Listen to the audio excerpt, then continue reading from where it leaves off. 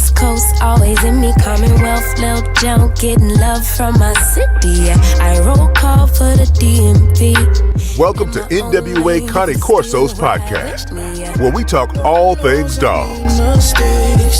You won't end, but it's too late. I don't need your support, just to know I'm important. I will never sell myself short, cause I know you see me on the come up. Big girl with big dreams and big drip. Talk is cheap, but please dare me to run up. I'ma put my money where my mouth is. Talk a good game, I'm my alphabet. Even on my worst days, still an alphabet. Standing next to me, you gotta be an alphabet. Hey there, what's going on, y'all? Welcome back to the Nwacanecorsos podcast, where we talk all things dogs. What's up, chat? Guest host tonight. Y'all gonna be seeing a lot of this guy. He's gonna come in and help this channel out tremendously. So Rain is officially a part of the team. What's up, brother? What's going on, Mr. Joe? Man, we are in it to win it. Yeah. And this is our guest tonight, Kyan. Tough as Hey nails. guys, how are y'all? Man, we good, brother. What's going on, Kyan? Chilling. That's what's up. Yeah. Well, Well, Kyan, this is your first time on the show, brother. Tell the people about yourself. Okay. My name is Kyan Buchanan. I am from the Georgia and South Carolina border town of Augusta, Georgia, and North Augusta, South Carolina. 41 years old. My father was into dogs, and he had a rare terrier breed in the mid to late 80s called the Glenavermont Terrier. There were only probably 30 or 40 in the States at the time. Working dog from Ireland, the Glenavermont Islands off the coast of Ireland. Anyways, he got about 4 or 5 of those dogs. From a young age, I went to AKC shows and like rare breed shows with him. Then go ahead. No. Okay. All right. Well, anyways, our local veterinarian name was Dr. Proctor, and we would take our dogs obviously to him. And I went in the back one time to where the kennels were, and Dr. Proctor bred American Staffordshire Terriers. The first time I ever saw an Amstaff was probably somewhere between 8 and 10 years old, or a Pitbull. You know, tomato, same thing, different paperwork. And that could upset people, but it is what it is. And he had a line of American Staffordshire Terriers called the Sertoma line, kind of started by a guy or cultivated by a guy here locally named Theo Rayburn. I later came to find out my father actually, before I was born, had a dog from Theo Rayburn off of a dog that won best of breed for American Staffordshire Terrier at Westminster called Ruffian Red Rock of Harwin. Now my father's dog wasn't show quality because in the AKC, the American Staffordshire Terrier can be no more than 80% white. Pit Bulls is different. They don't care as long as it's not Merle, right? But in AKC, you can't have a black and tan, which are Rottweiler patterns. And then you can't have a dog that's red nose or liver champagne. And you can't have a dog that's more than 80% white if you want to show it. So my dad got it as a pet quality dog. Well, anyways, those dogs stuck with me. I'm sure like the first time you gentlemen saw a dog and you're like, damn, that happened for me at 8 or 10 years old. Then I saw some pit bulls being walked in my neighborhood, you know, a couple years later, give or take. And I've just always been enthralled with that breed. I don't know what it is. It's just something that I was like, I've got to have something like that. I've got to have that. And that's kind of where my personal journey with bull and terrier breeds began, and I haven't looked back, and so I've dabbled with Amstaffs, Staffordshire Bull Terriers, UKC and ADBA American Pit Bull Terriers, which, if, for people who don't know that much about the distinction of the two, a UKC American Pit Bull Terrier is more like an AKC American Staffordshire Terrier. Most lines are they're bred for show. They're not bred for performance like the ADBA stuff. Okay. So I've kind of just always kind of had my foot in the door of all those breeds at some point since I've got them. And first dog I ever got was personally in the bull and terrier breeds was I bought $100 Awana pit bulls when I was a kid, like most of us probably did. Get a $75 Rottweiler or $45 German Shepherd or $50 pit bull. That was me too. And after about, my parents didn't want me to have one. And after that, after about the third dog, my father was like, "Look, I don't want you to have a pit bull or an Amstaff. They're too big." Right. That was his excuse. And for whatever reason, I respect it. He's like, "But if you're gonna go get a dog, go get a damn good dog. Don't just go get some bullshit off the side of the road." And he said, "I'll make a deal with you." He said, "Two breeds you can get. You can get a Staffordshire Bull Terrier, or you can get these old English Bulldogs that have started to come up." Have in mind, this is late 90s, early 2000s. And I was like, man, Staffordshire Bull Terrier is an established breed. It's been around for what, Rain? 125 years at the time, give or take. I mean, Yeah.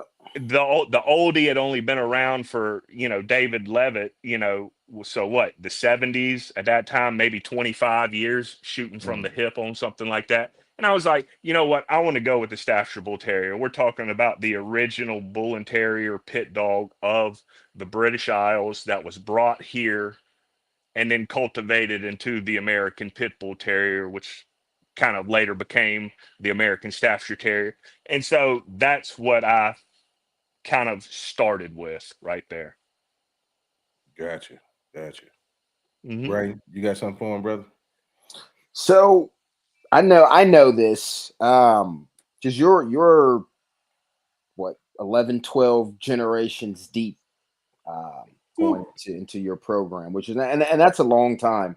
Yeah. So if I were, let's just say I was just some random guy or girl looking for a Staffordshire Bull Terrier, and I called you, like, what am I, if I call you and I'm like, "Hey, I'm looking for a Staffordshire Bull Terrier," I looked at a couple other kennels, I came across your name, like, what sets Tough as Nails apart, or any similarities to the old style dogs? Like, Yeah. why should I buy a dog from you versus other kennels? And not saying that we're putting any kennels down, but why should I give you my money versus these other kennels that I looked at? Let me clarify two things. One, I have just recently got back into Staffordshire Bull Terriers, so I'm not that many generations. I actually have my bitch that I bought from Brian from Steadfast. What I am deep on is the American Bully. And when somebody would ask me that, I would say on my American Bullies, and it's a joint effort with friends and we've been cross pollinating for years, but my dogs are heavily line bred. So I want to give a little bit of back synopsis on my view of the American Bully. It started paperwork wise as purebred American Staffordshire Terriers, bred to purebred American Pit Bull Terriers, bred for the bulkier dogs. Rain, you know this. Joe, I'm not sure if you do, but I'll just give a quick little cliff notes on it. And that was the story. I'm not here to say it was or wasn't, but Some lines, there were obvious mixes to bulldog breeds, Corsos, Pressas, especially out on the West Coast. That's where you get these big XLs. That's where that popped off. And, and I'm not just limited to Corsos and Pressas. I mean, a little bit of everything. But where my dogs are, I had that Staffordshire Bull Terrier. Never did anything with him other than go hog catching, right? But I then went and bought an American Staffordshire Terrier from a show kennel called Edelhaus Kennels out of Tennessee. With that dog, I got him dual registered as a UKC American Pit Bull Terrier, which you can do, right? And you can register Amstaffs to UKC Pit Bulls. You used to could register them with the ADBA as American Pit Bull Terriers now. Right.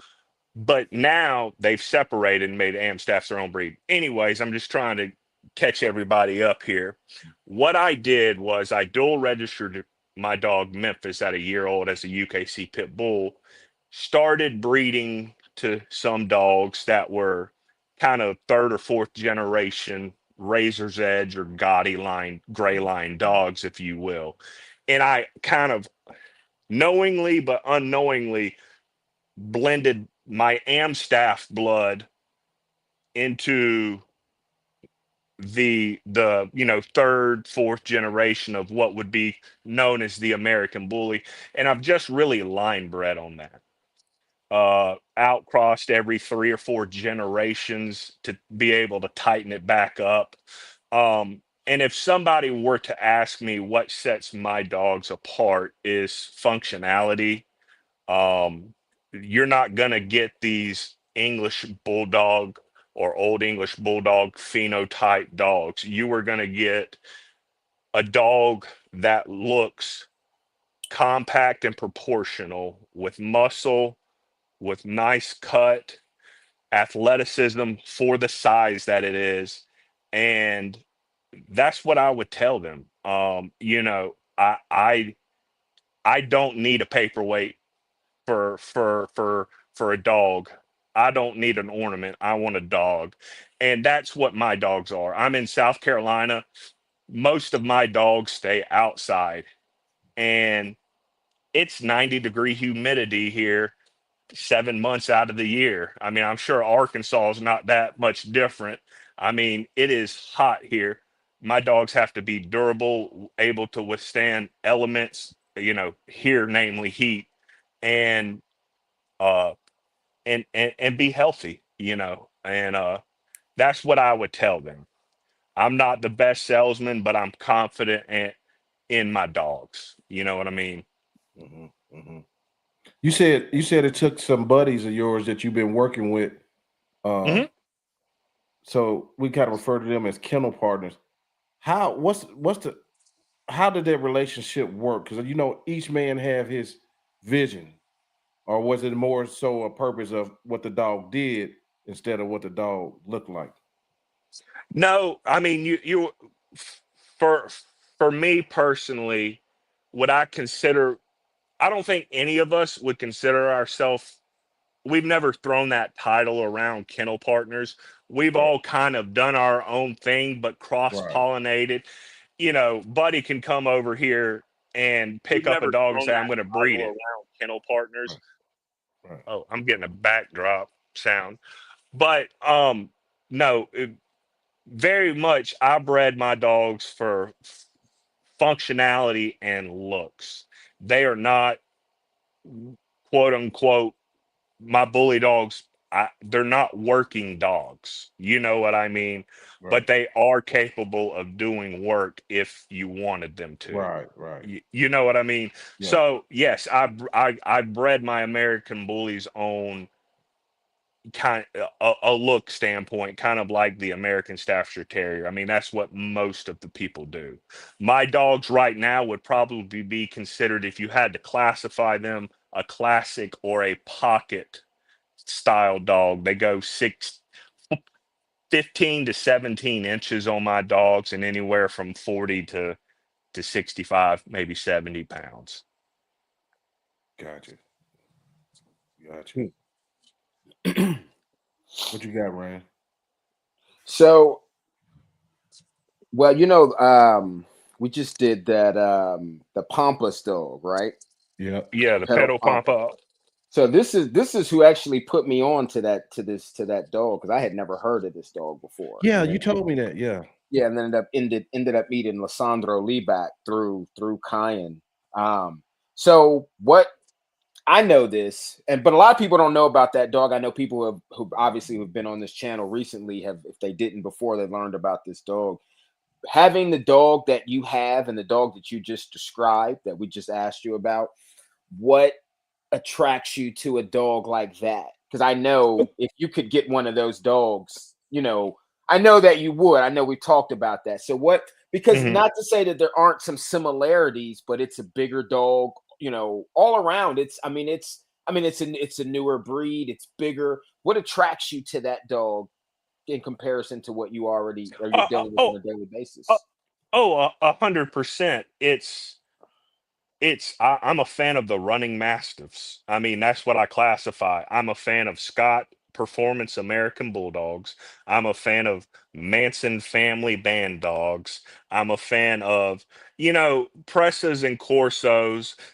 I consider them all kind of a more athletic, agile mastiff. And the fact that someone in Argentina took Dogos and then bred a Dogo to, what was that dog's name? July, the Amstaff or something like that. They crossed an Amstaff to a Dogo, and then they just started line breeding. I have a lot of respect for people who think out of the box and do stuff like that. I mean, kind of go kind of a visionary or someone who's willing to take a risk to do something like that. I've always considered myself a bull and terrier guy, and I am, but the Dogo, y- gr- Rain, you've said it the best. The Iberian type Mediterranean mastiffs that came over to the New World with the Spanish and the Portuguese. I've always kind of been a fan. The Cimarron Uruguayo, not so much the Fila, I can never say it, but the more athletic, Iberian Peninsula descended dogs that came to the New World. I've always kind of been a fan of, and the striking thing to me, I mean, I'll just be honest, a black Dogo or a black brindle Dogo just always kind of seemed pretty cool to me. I've always been a fan of the Dogo. It looked like a white pit bull was bred to a white Great Dane, kind of, I mean, in layman's terms. And that's kind of what I felt like the Pedal Pampa Argentino. It just kind of looked like a giant, I mean, a black Dogo. So it's a little different than what I have, but I can appreciate them. So I got a question, and I know some people get mad when you talk about this or when you say this, and this is not you, just in general, especially dealing with the Staffordshire Bull Terrier, because that ultimately the two dogs, the Staffordshire Bull Terrier and the Dogo Argentino, are my top two favorite dogs. But Staffordshire Bull Terrier is number one. Now, we have guys on different channels who say different things and different histories, or a lot of it's ignorant, some of it's a little bit of fact and fiction mixed together. And I think you might have touched on this a little bit already, but in your opinion, in your professional opinion, Here it goes. Listen to you. Here it goes. I mean, I don't know, it's an obvious question, but still, what Yeah. did the American Pit Bull Terrier come from the Staffordshire Bull Terrier, or did the Staffordshire Bull Terrier and the American Pit Bull Terrier? I'm just asking it directly. I know you said something about it earlier, but there are a lot of people still who will argue and fight and debate that the American Pit Bull Terrier is its own breed, and it always has been, and it has no relation to anything really that was happening. I mean, I don't know, man. It's I don't know. It's a very ignorant conversation, but it's a question that I don't think it's like the Dogo Canario versus Pressa and the Amstaff versus Pitbull. I don't think it's Yeah. ever going to stop, no matter how much fat No. come out. But someone who's dealt with American bullies, American Pitbull Terriers, Staffordshire Bull Terriers, do you know that? Do you not know that? Do you think that?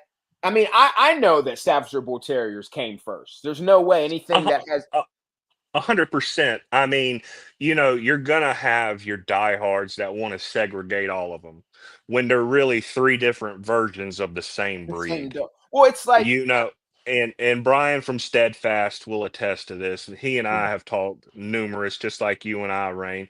The dogs originated in the British Isles.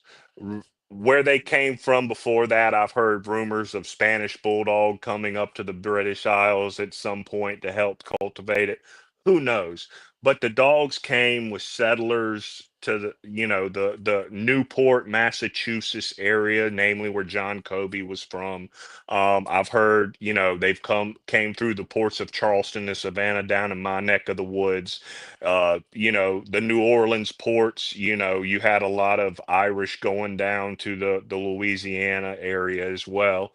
Kobe was importing a lot of dogs too. He was like one of the biggest importers of dogs coming over there. So how? Because it's just like I said, it's an obvious question. But when you talk to someone who's like, "Oh, I know this," and they're like, and then you say something, and then all of a sudden, American Pitbull Terriers and Staffordshire Bull Terriers all automatically like aren't related anymore. And I'm like, but how? Like, how did that happen? You can't just have an American pit dog, but where did it come from? And then they start giving me this story. And I'm like, bro, you gotta look. Don't get me wrong. I had the Stratton books too, and I have nothing against Richard Stratton, but I do think a lot of that stuff in there is bias towards the breed. You know what I mean? And when it's kind of like with the government. Not even have to say with the government. It's like when you own a company, right? You own a business. If you own a newspaper printing company, and Joe sends me a story about Cayenne, and he tells me this is a story. Now, ultimately, I could print that story exactly how Joe gave it to me. I could print it just like that. Or, you know what I mean? I can move some stuff around. I can add some people because it's my company. I control the narrative. You know what I mean? So, and I think there's a lot of that obviously was going on in way back in the past before any of us were ever here. But then right now I see it's like almost like that's starting to come back up. And it's like people are just like, I don't know what's happening to logic these days, because some of these conversations are very logical. You know what I mean? Yeah. Very logical. Well, I think that personally, I mean, and I hate to always compare people and dogs, but the migration of dogs always comes with the migration of people. In my opinion, the American Pit Bull Terrier and the American Staffordshire Terrier are American versions of a British breed. That is what they are. I could argue it's a phenotype. I mean, in a way that we're bred. Because once you take a specific phenotype, selective breeding, what it is, I like that and I like that one. So give me 2 of those. If you got any more, give me as many of those as you can. I'm taking them to Japan with me, and now I'm gonna breed them and I'm gonna feed them nothing but rice, kelp, and kinky fish and fucking Kobe beef for 20 generations. Like, what do you think's gonna happen? Yeah. You know what I mean? What that's what's supposed to happen.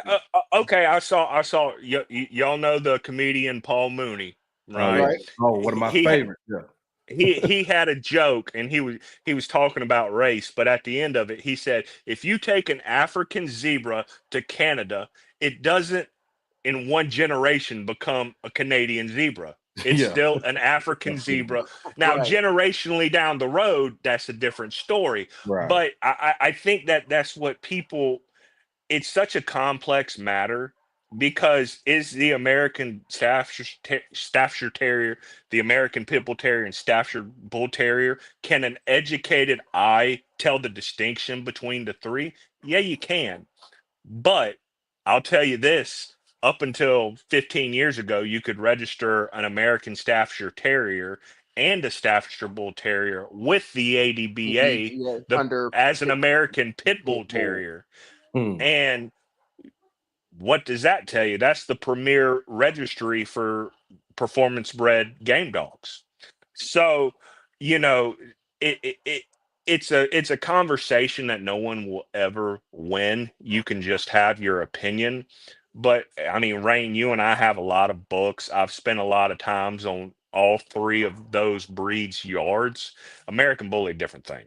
Let's just put that over into the not a sibling, but a cousin factor. You know what Okay. I mean? But the Amstaff American Pit Bull Terrier and the Staffordshire Bull Terrier, yeah, Staffordshire Bull Terrier came first, then the American Pit Bull Terrier. I think in 1932 or 36, the Amstaff got registered with the Well, then we AKC. had the Bull Terrier even in between that time, even before, Y- and that was a You total. can you So cuss on here, Joe, or not? Yeah, you can say whatever the fuck Okay. you want. You okay, you want to talk about a mind fuck? Here you go. The AKC allowed for bull terriers have two classes, the colored and the white. You know how bull terriers got the color? They were outcrossed two Staffordshire Bull Terriers in the 1920s and 30s. Also, it went vice versa. Staffordshire Bull Terriers also had a thing where they could be a quarter Bull Terrier in the 20s or 30s. Now, that came from uh, uh, somebody told me that, and Brian told me that. And I didn't know that fact. So, Mm. all these dogs are very closely interwoven. Um, but I mean, I even put bull terriers kind of in that side shuffle category. You know, I'm talking about the three, but it's just it's a thing. You're going to have Amstaff people say my dogs aren't pit bulls. You're going to have pit bulls saying my dogs aren't Amstaffs. You're going to have Staffordshire Bull Terriers just doing their own thing. There are people in each of those breeds that want to segregate them, and I get it to an but extent.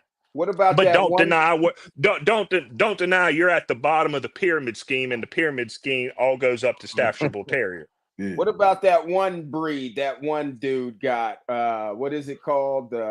It's the American Staffordshire Bully or some bullshit like that.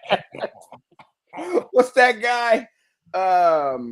I can't remember his name. You know. I Oh, I think he down he- in my neck of the yeah, he woods. actually asked. Yeah, with the master of all, whoever, whatever. Yeah, what's the Yeah, name of his breed? It's like the American Staffordshire Bully or something like that. yeah, So yeah. because I know David Oldwood, because he's a Staffordshire Bull Terrier breeder, he said no bull and terrier originated in the States. That one did.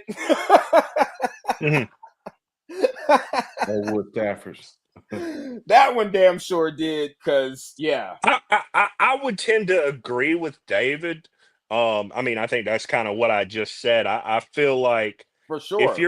if you're talking about the closest thing to a bull and terrier descending in the United States, I would say the American Bulldog and early stages of the American Bully. But the American Bully and the American Bulldog both have Mastiff in them. You know what I mean? But that's just kind of where I'm at on that. So But you always have a concentration in the country of like pit bulls in the Carolinas and different things, maybe even in Georgia. Is the Staffy the same way? Concentrated in certain areas along with the pit Well, bull or another country other I'll parts of tell I'll tell you this. The weird thing is Brian and I are the same age and we're 3 hours apart, and I never even met him till I contacted him about 5 years ago. But we knew some of the older guys in Georgia. Um, but Brian, he's stuck with the Staffordshire Bull Terriers, whereas I ventured off into Amstaffs and then later into uh, strains of American Bully and other pit bulls and stuff. Um, but in Georgia, and Brian would be better at telling you at this, but in Georgia, Staffordshire Bull Terriers have always had a strong presence. I think they started really coming over here from what he said, in maybe the 60s. And there was a few people, I can't remember their name, but they used to have the Staffordshire Bull Terrier specialty in Perry, Georgia. And So they haven't been hard to find. You just got to try to look for them in our area. There's not a lot. I'll put it to you like this way. I'm 41 years old, and other than at a dog show, I've only seen 3 in the wild. To say, Hey, I was gonna say, yeah, for sure. you know what I mean. I've And only seen about 3 or 4 myself. oh, I remember my brother found one on a paper route one time. Like the biggest, I think I was telling you that, bro, the biggest Staffordshire Bull Terrier I've ever seen. I mean, I don't know if it was crossed or what, but I remember he knocked on my door and I looked through the peephole. Man, I thought this motherfucker had a hog on a leash looking through the peephole. And I was like, I opened the door. I'm like, bro, he was like, bro, I was out doing he did the commercial paper route late night. He was like, bro, I was out finishing up my route. He's like, I almost hit it. He said, then I realized what it was. He's like, so I got out and grabbed it, threw it in the car. He ended up finding out whose dog it was. But I don't know where it came from. But that dog, I mean, if I had saw it, like I would have never, when he said, oh, it's Staffordshire Bull Terrier, the guy who actually owned it, because we were like, man, it looks like, I was like, I don't know. I would have swore up and down, I'd have put my money it was an American bully. Because it has never seen a Staffordshire Bull. I mean, this dog had to be at least 55, 60 pounds easy. In the head, monster head, unless it's, some pheno that, but I don't know enough about the lines over here because, like, dude, I looked for that dog for a long time, Staffordshire Bull Terriers. And either when I would find them, I wouldn't have the money for them, or when I had the money, I would never, or there were just never any available. Like even with David, I've tried to hit David like, bro, when are you gonna have some puppies? He's like, bro, no, I don't know. All my shit's spoken for. And then I don't know a ton of people that work with them personally. And I don't know. When I mention them to people, most people are like, I don't even know what that is. Like a Staffordshire Bull Terrier. What's that? Well, I hear certain terminology like Joe. I'm going to be honest. I'm from South Carolina. There's not a large Italian population where I'm at. That bitch was a cane corso in the late 90s and the early 2000s. Everywhere. That shit was like Big Daddy cane corso. That's what that shit was like. And for me, I used to see them at hog catches. I used to go to some hog catches, and the first place I saw a Nwacanecorsos, the first place I saw a Dogo Argentino, first place I saw a Pressa Canario, of course, bulldogs, every type of working bulldog. But my buddy had one, and he got it flown in from New York, and I remember this is like 2005, and he's like $2,700, and I remember I was like, God dang. Like, I mean, I'm spending at the time $1,500 on dogs, and he's like 20. I was like, geez Louise. But I just remember that what I was trying to say is that the Nwacanecorsos back then, like the ones I saw here, there always been large functional athletic dogs. I mean, I can't think of a larger, more agile dog, really. I mean, can you, Rain? Can you, Joe? I mean, as far as when I think of something that can jump over fences potentially and do obstacle courses, I mean, presses are too heavy bodied, aren't they? Yeah, they're more of a they're more of a finishing dog anyway. I mean, of course, so it's a running dog. So ultimately, I mean, the way I see those two dogs, because you get on YouTube and you always see those two dogs pitted against each other, Corso versus the Pressa, and a lot of that shit is biased. Like the Corso always wins, like 90% of those, like always wins, like what I mean, like no matter what. So and I've owned both. Now I haven't owned any of these newer pheno Corsos, so I can only compare. I've seen them, but I've never, when you seeing it and working it ain't the same thing. But from what I had, and then to the presses that I have from then until now, I would say that, in my opinion, that a Corso should be able to run a Pressa tired. But if a Pressa ever got a hold of a Corso, it's a done deal. You're gonna finish that dog, because there's not, and it's not to say that I've seen some Corsos get out there and work some hogs, but their thing is really like, I think a Corso, I think they would excel at like apprehension work personally.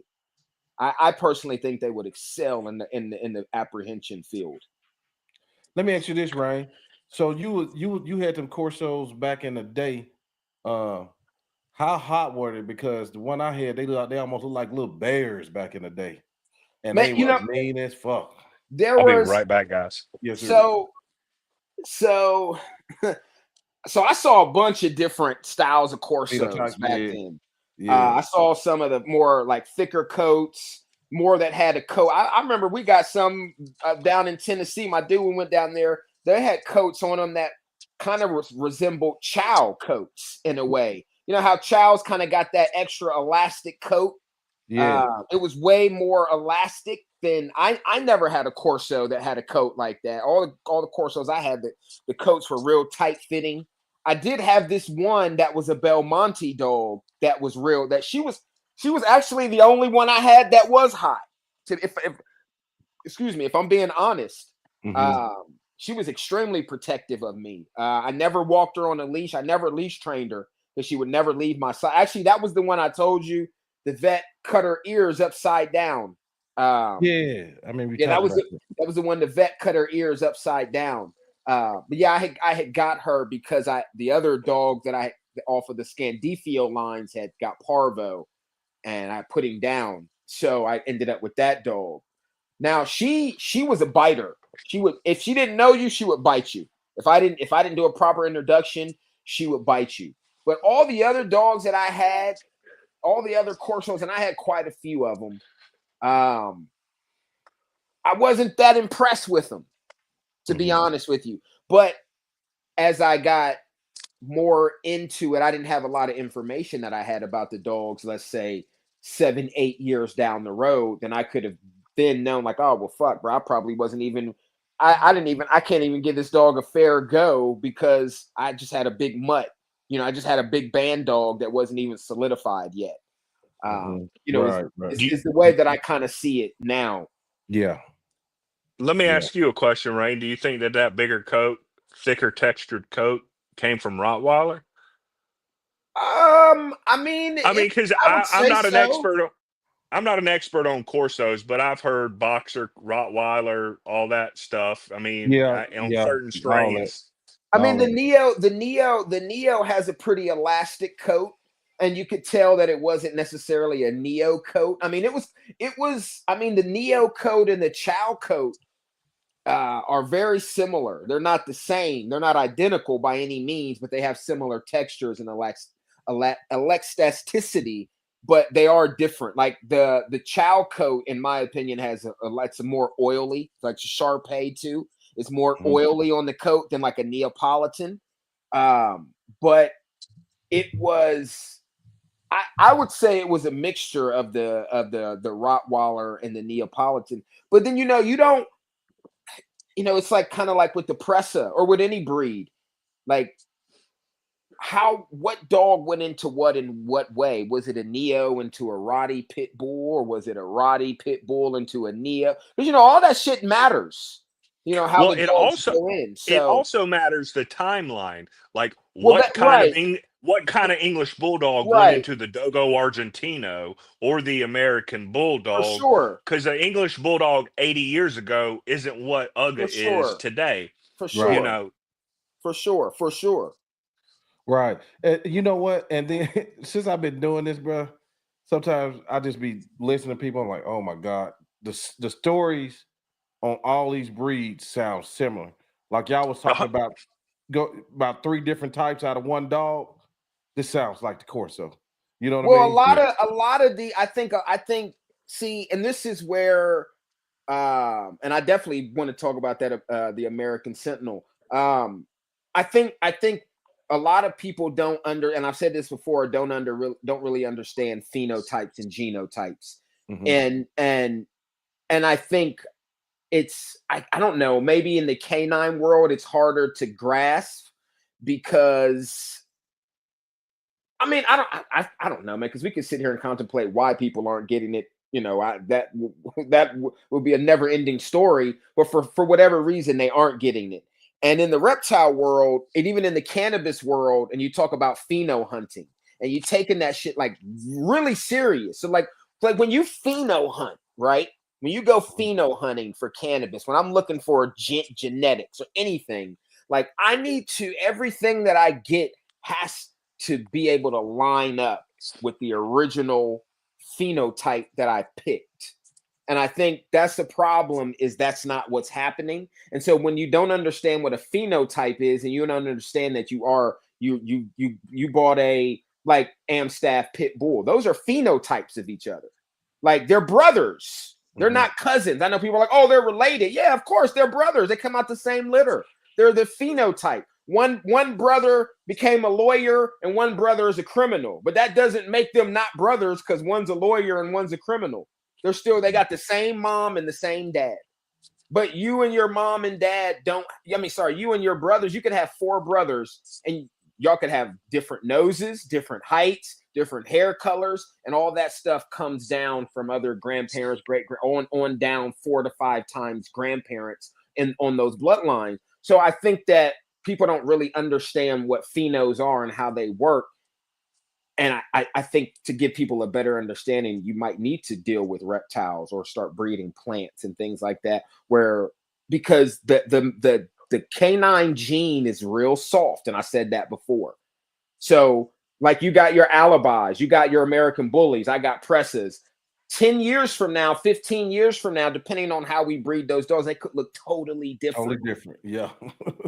But that will never happen with these back here. Doesn't matter how loosely I breed these reptiles, they're never going to look like a different lizard. You know what I mean? Someone told me canines were the only not the only dogs, the only species that you could genetically manipulate like that. Someone told me like you can't even really size-wise genetically manipulate cats to the degree like regular tabby cats, Himalayans, Persians, Maine Coons, like they're all relatively within 10 pounds of one another. I don't know how true that is, but it does kind of make sense. I mean, well, the crazy thing. No, you're right. There were less feline. There were less feline than there were Canis familiar running around. So there were less lines, less phenotypes to go around. So it's like we were talking, like it's like where they say like you can only get so dark, you know what I mean? And then you get lighter, but you can only get like black is black. It's not going to get any blacker than that. But you can but you can dilute it, you know what I mean? And then you get all these other colors because it's a composite. So it's the same thing. I think people just need to get a better understanding. Like people need to get like books on genetics and not just in general books on genetics and what phenotypes are and how they work. Because I don't know, maybe it's the new breeders. Maybe that's what it is. The new breeders who are coming in and everything is bred based off of visual traits. Hey, Ray, I tell you what, man, some of the best books I found on breeding is these old books right here. It's called Breeding and Improvement of Farm Animals. And these I think I might have that book on my phone. Yeah, I've got some real old, and that's another thing. People like, I know a lot of people see this. I have a private library that I update. I'm constantly updating with books for reptiles, plants, canines, farm, and anything you can think of that I sell a yearly subscription to for 1 year, $15 for the year. Any book, if you're trying to look it up, I will specifically try to find books related to those topics for you, because information is fucking key, man. And some of this stuff, like, we shouldn't even still be having conversations about, but it's like, it's just not going to go away no matter what. And it's weird to me, but I think we need to do better when it comes to, we got a lot of open-ended breedings out here. Well, let's just say this. You got a lot of breeders out here, like I was saying before, who do things based off of how a dog looks. And I mean, everybody likes things that look good, but okay, the dog looks great, but this motherfucker's got all types of internal disorders that you didn't know about because you didn't test for that, or you didn't think, or you didn't care, or you did test for it and you ignored it. But you really got to take what you're doing seriously. I say Well, that. I was thinking about this earlier today. Is Westminster just came on a few weeks ago, and you look in the working class, how many of those breeds are actually the majority of them? How many of them work? I mean, you're talking about boxers, Akitas, what they were originally bred for. It, it's like, I know that there's handfuls of pockets of people in each respected breed, Right. Yeah. but it's interesting. It's like, Rain, you and I were talking a while back with Brennan from Savant Canine. It's like, really, after the Industrial Revolution popped off, it's like, what do we need working dogs for? Because we're pretty straight on stuff. You know what I mean? How many terriers in the AKC show ring actually work? How many Dandy Dinmont Terrier breeders out there go ratting? You Right. know what I And mean? we talked about that before on and Yeah. off of this show. Yeah. Now, I will say, there is in Labrador Retrievers, you have your labs that you see that just people go and they have pet labs. But I've got a couple friends that breed labs for duck hunting, and it's a completely different animal. Yeah, I mean, you know what I mean?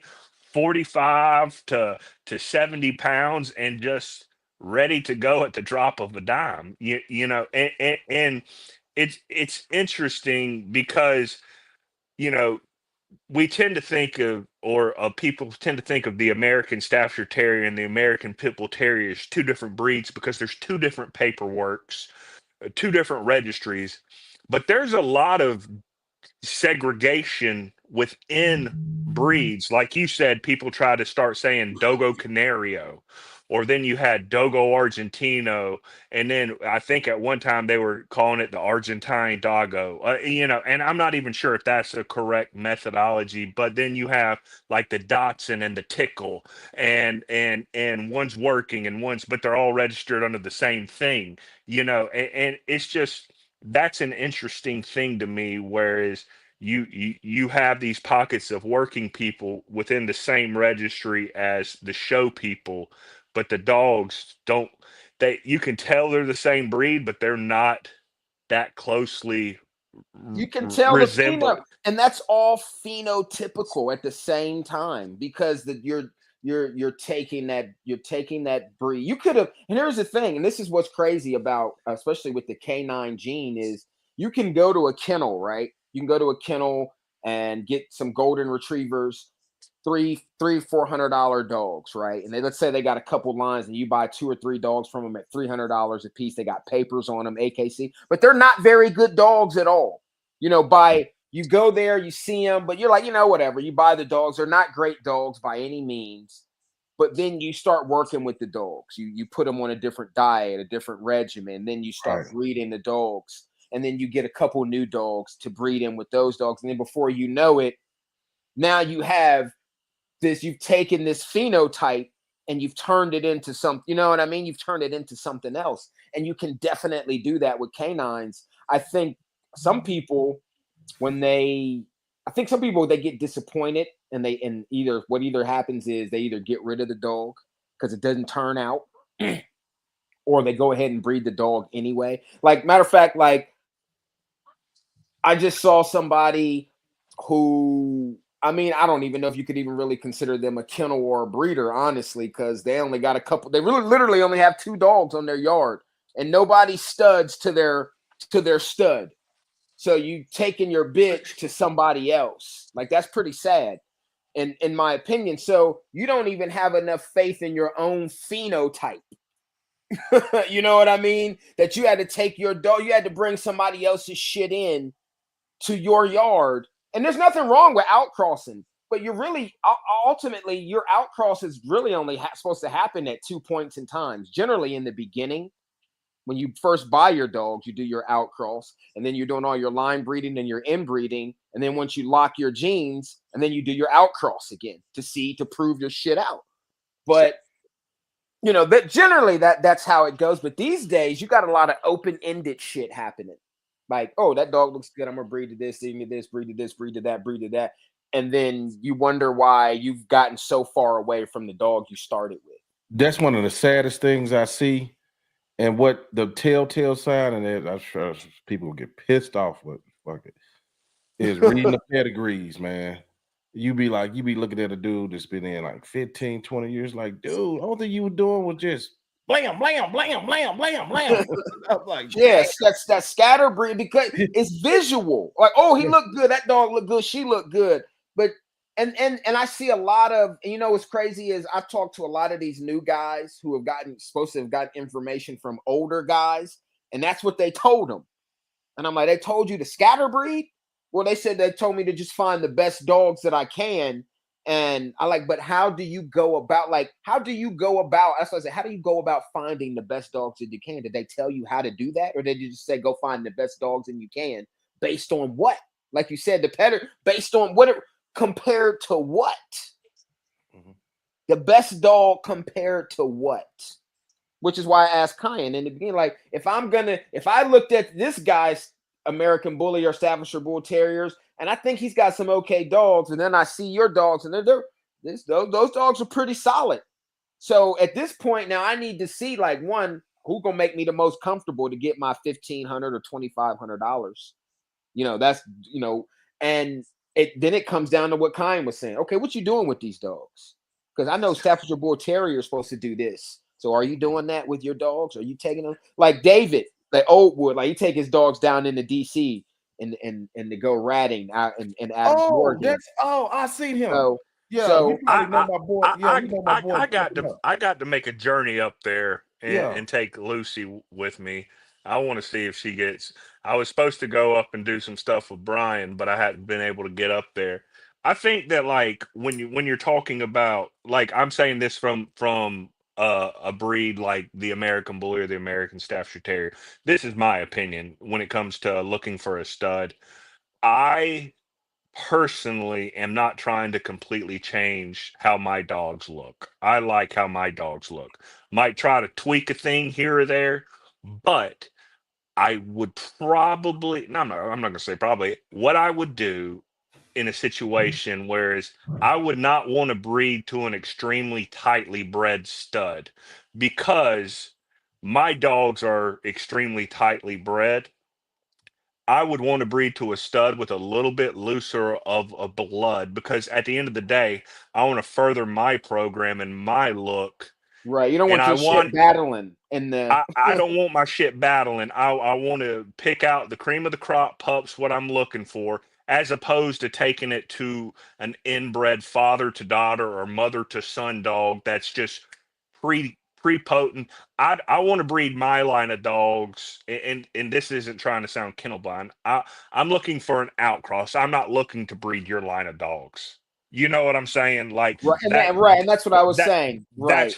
That's what I'm looking for. I'm looking for an outcross to help me, but I am not looking for something that's so strong, potency blood wise, where it just fucking just dominates. That's not what I'm looking for. Well, with that outcross, are you even considering the phenotype of the dog as well? Like, does it have to look like your dogs in some way? It depends. If my dog's lacking in a certain area, like Joe, I don't know how much you've seen my dog. My dogs phenotypically look like a pretty thick American Staffordshire Terrier. Most of my dogs, right? But if it has to phenotypically possess what I'm looking to add to my dogs. Also, with me in the American Bull, any of the Bull and Terrier breeds, they're not supposed to be human aggressive. They're not supposed to be protective. That's a no-fly zone. I don't care if you're, Obi-Wan Kenobi, anybody. That is not a breed characteristic in Bull and Terrier breeds. So really the attitude of the dog, no skittishness, no human aggression. Animal aggression is in bull and terrier breeds. I will never fault them for having such. Yes, sir. But it's also if the dog possesses what I'm looking for, and I'll be honest, movement's a big thing. Especially in American bullies, the rear end assembly is absolute not my favorite rear end assembly. The rear end movement isn't the best, and so I'm very particular about the American bullies. Yeah, that's Lucy I got from Steadfast. That Oh, picture's okay. actually that is actually Lucy up at that's Brian right there. Oh, that is okay. Yeah. Yep. Okay. And I got her from him, and that she's off of Gus and his female car. And Gotcha. yeah, she's probably about 32 pounds. She's a little heavy right there. Okay. Gotcha. Yeah. Yeah. So I want to kind of show what we was working with. Oh, our boy fell out. He fell out. Oh man. Yeah. So wait a minute, who is this? Okay, you fell out this way. Okay. Yeah, so man, are you still active in the shows, and how important is it to go to the shows? I don't know. I'll be hearing a lot of stuff about the bully world right now. Like they trying to find direction. I bully shows in the early 2000s, like '05, '06, even up to '10, in a major metropolitan city like Atlanta, Charlotte, Jacksonville, Orlando, and I'm in the South, so I'm just saying, it was crazy. I mean, especially in Atlanta, it would be 4 or 5 thousand people in a damn complex. You'd have people from all over the West Coast and the East Coast. This is when everybody was still doing the ABKC and it wasn't factioned off into different registries. I don't personally like showing. I don't like getting in the show ring. I never got, like I said, I'm not the best salesman, and it is what it is. It doesn't hurt my feelings. I getting a little money here or there for them is great, but that's not really why I did it. If I wanted to make money, I'd breed labradoodles. Yeah. Straight up. But I think I think it never hurts to take your dogs out to be shown because more eyes on them. You know what I mean? Like pictures are deceiving. More eyes on your dog, the better. Um, I personally I haven't shown in years, but it just hasn't. I'm not. I don't enjoy it. Like I'll do it or I'll send a dog out to show, but it's not my favorite thing to do. You know what I mean? It, Mhm. but it is beneficial. It's Right. networking instead of on social media. It's networking in public and meeting people that you wouldn't meet otherwise that have a common interest. I'd highly suggest like maybe not for Rain because he's got some personality flaws. I'm just playing with you,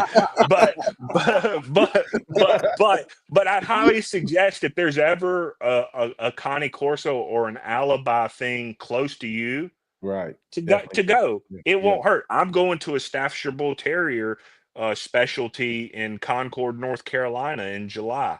Mhm. Now, what am I going for? I'm going to just go walk around, see if there's anything I like. You know what I mean? But and in that aspect, it's a good thing. You don't know who is computer illiterate. I'm borderline, but you don't know who's computer literate and who's computer illiterate, and you never know who's or what dog's going to come to the show and knock your socks off. Like I my am staff that I got in '05, I saw his dad at a dog show. I talked to the handler. I got the kennel's name and number, and I put a deposit on that dog's first litter a week later. So in that aspect, that can help. You know what I mean? I would have never saw that dog if it wasn't at the dog show. Well, that's Now what they it's did, for. That yeah. the show, that's I in my opinion, that was it. The show is a place that breeders go, like you said, to see if there's anything that they could possibly add to Yeah. what they're already doing. Like that's, oh, we're gonna go check out, see if I can go buy it, if there's anything coming up. But now it doesn't work like that for most people, because now if you start talking about you got a show dog, motherfuckers start laughing at you like, oh, you got a show dog. No, you take his dog to the dog show. Like, bro, like, okay, I'm supposed to take it. Like, what's wrong with going to the dog show? Like, like you said, like I'm advertising. Like, okay, I may not, and like Kyan said, I probably don't work that. I know this is just for me personally. Like, if I were doing things the way I used to do things, if I was going 100% with dogs, like I'm gonna have a male and a female. I'm gonna have a dog and a bitch that I take to the show, that to show you this is what my dogs look like in tip-top condition, whether I do anything with those dogs or not. And then you could come to the yard and you're going to see all these other Pressas or whatever it is that I got all scarred up and marked up. It's like, yeah, he's out. He just came back from, fucking with a hog, or he just, so that I'm showing you the dog in perfect condition. But now, if you say, "Oh, you got it," like I said, "Oh, you take a dog to the show." My God, it's a clown. You're watering down the breed. It's But then, obviously, and all their dogs are the hottest in the world, and that's always like never the case anyway. But yeah, so it's like now, it's like, because you remember back in the day, bro, you never, and correct me if I'm wrong, and I've said this before, in the 80s and 90s and before that, but I wasn't there before. In the 80s and 90s and on up, you had two choices that you could buy from a breeder. When you called a breeder, you had two options. Now you got three options. Well, actually, I don't know. I guess it depends on who you call. You might have two, three. You might only have one option, but you'd call a breeder and they'd be like, they have show quality and pet quality. And the show quality was the working quality. So he could work, he could go to the show, he could be a pet, he could do whatever. And then the pet, maybe he just had too much white, and that was the only default. Or he could be all the way fucked up. You never know.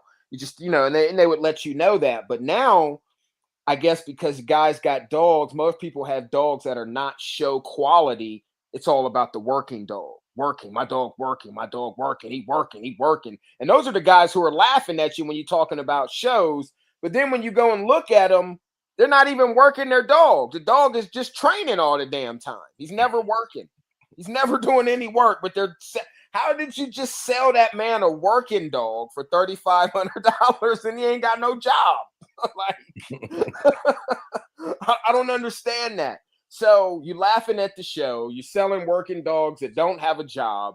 Like, I mean, I think 10 years from now, if we don't get enough good breeders, or even whether new or old, whether people start, however it needs to happen, man, we're going to see a drastic fall, especially with the new laws changing with the shipping and things like that. You're going to see a real downfall in canine sales, especially. So I hope people are prepared to either not be having litters or, to be dial it back. They got to dial it back big time. Yeah. Well, I think like you take a dog, and I feel like I've earned the right to criticize the American Bully because I've been around it, and many good things have come from it. It's a great breed. To see a truly magnificent looking and acting American Bully, that is a very magnificent animal. But this is no specific registry. I'm gonna start with this: the Staffordshire Bull Terrier, the American Pitbull Terrier, and the American Staffordshire Terrier never had the Merle gene. Terriers do not carry Merle. They just don't. And ADBA had some trouble in the late '90s. It was called the Man of Steel line, which I think was out of maybe North Carolina or Louisiana. I forgot which exactly, but it was a Merle line. I don't know if the Man of Steel was particularly Merle. I think he was chocolate, but bred in the Merle dog. I remember. And then they revoked the papers. Well, the Merle kick came into the American Bully, and at some point, you've got to, like, breed standards are not end all be all, but they are important. And you can't be a parent that doesn't enforce the rules. And I'm not picking on the American Bully. I'm picking on the American Bully. I'm picking on the French Bulldog. I'm picking on the English Bulldog. I'm picking on every breed. The Chow Chow now comes in Merle. Um, and before long, you're going to see Connie Corsos. I mean, as popular as Connie Corsos are, I mean, I'm sure somebody's out there dabbling with North American Mastiffs or whatever they are back into Connie Corsos. And it's, to me, I used to say, well, it's just unethical breeders. But I've seen a lot of people with Merle dogs that take excellent care of them. So I can't say that. It's just they have a different core of beliefs than I do. It doesn't come in that pattern naturally. Something has been interjected. Right. And like, if I wanted a Merle French Bulldog,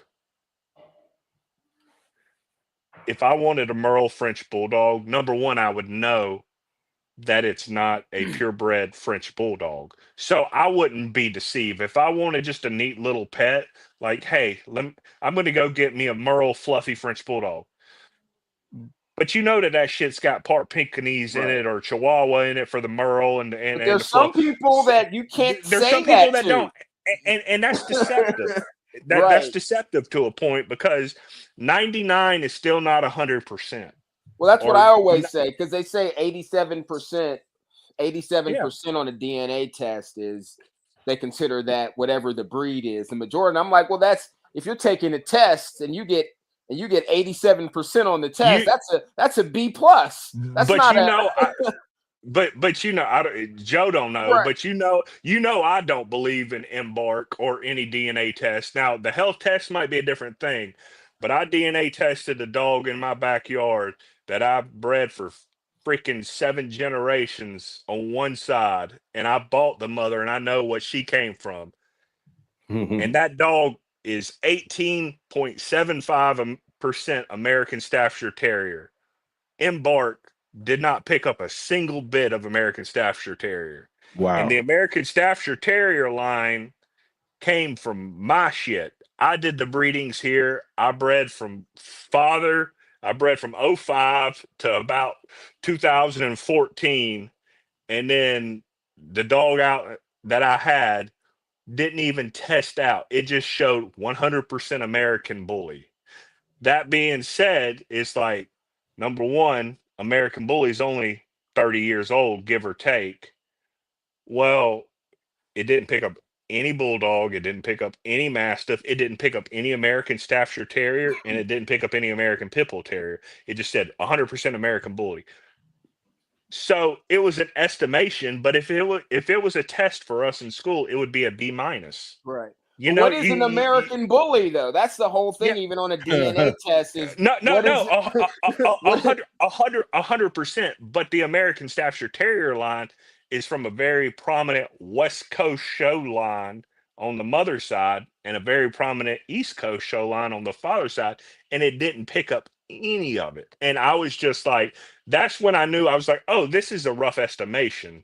Well, I bought an American Bully when I was in Colorado, right? A white and blue dog. I just wanted something. I couldn't find any presses, and I wasn't supposed. I was living in an apartment there. I wasn't supposed to have any dogs there at all. And I had a ton. I had like wall to wall scrub pythons in the second room. I wasn't supposed to have none of that shit. But I ended up getting a dog anyway. And the guy who I got it from showed me the DNA test. Now, this dog had papers, ABKC papers, right? Now, you just said earlier that the original, the standard American Bully, one type was basically a game line into a show line. So, but this dog was registered under ABKC as American Bully, and the DNA test was English Bulldog. In America, it was 80% English Bulldog, 80% Amstaff, 20% English Bulldog. And I'm like, well, damn, dude, that's not even Like, so it's just like whatever. And I remember I was doing some contracts in Ohio, a chef contract there. And like right before I left, I had owned an old English bulldog. I drove like 3 hours to Indiana to get this dog. And it was one of the worst dogs I've ever owned in my life. Like, beautiful dog. I should have done more research. We had a Pressa, and the Pressa had just died of bone cancer after like 7 years. And I couldn't find any Pressas like at all. And I was like, yeah, you know what? I want to get something different. So I drove all the way to Indiana, got this dog, like $1,500 for the dog. Beautiful dog. Now, when I got there, I didn't know the dad. So the dad was an English bulldog.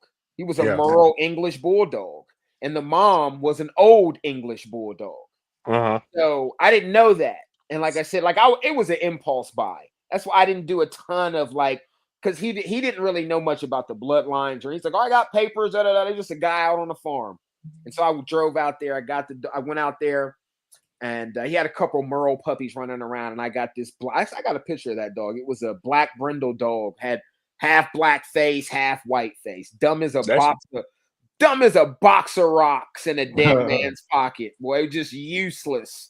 And beautiful though. Beautiful dog. Beautiful.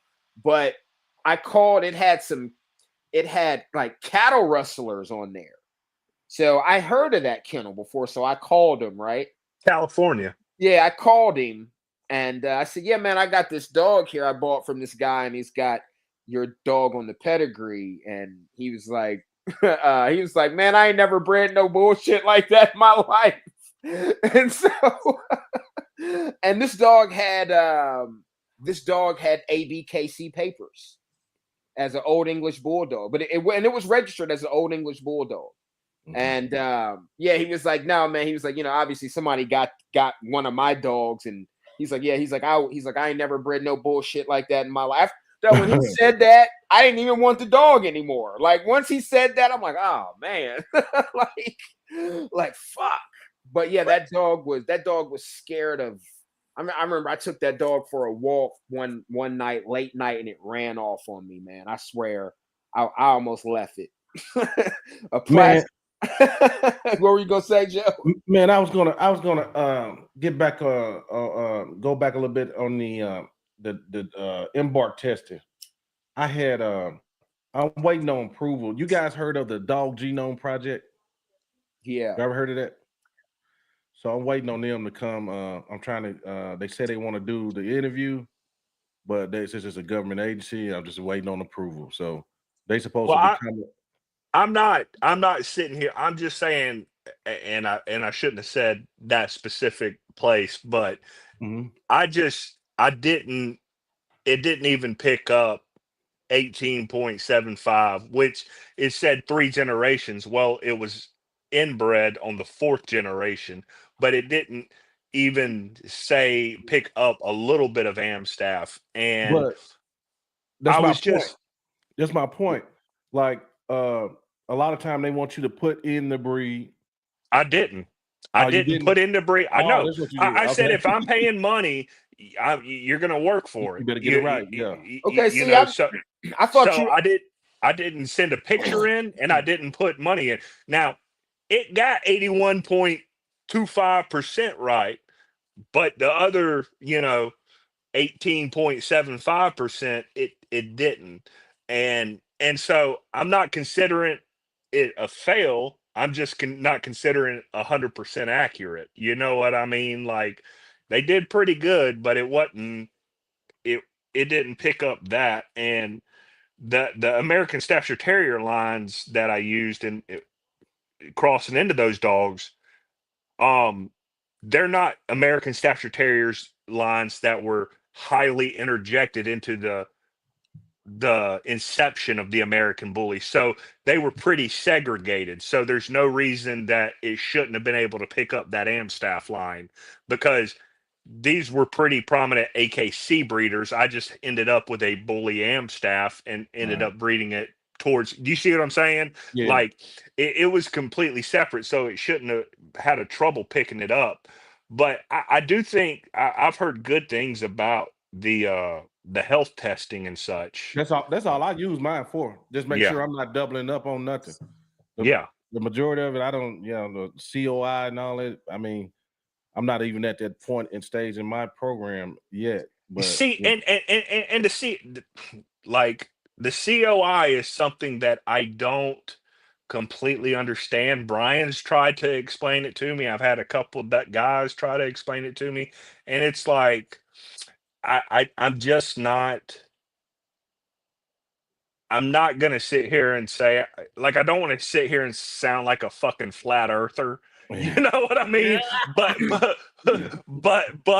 I'm just I just would like a crystal clear analysis of what actually a COI is, because I have a dog in the back that is line bred for 9 generations on 2 dogs, 2 male dogs. That's it.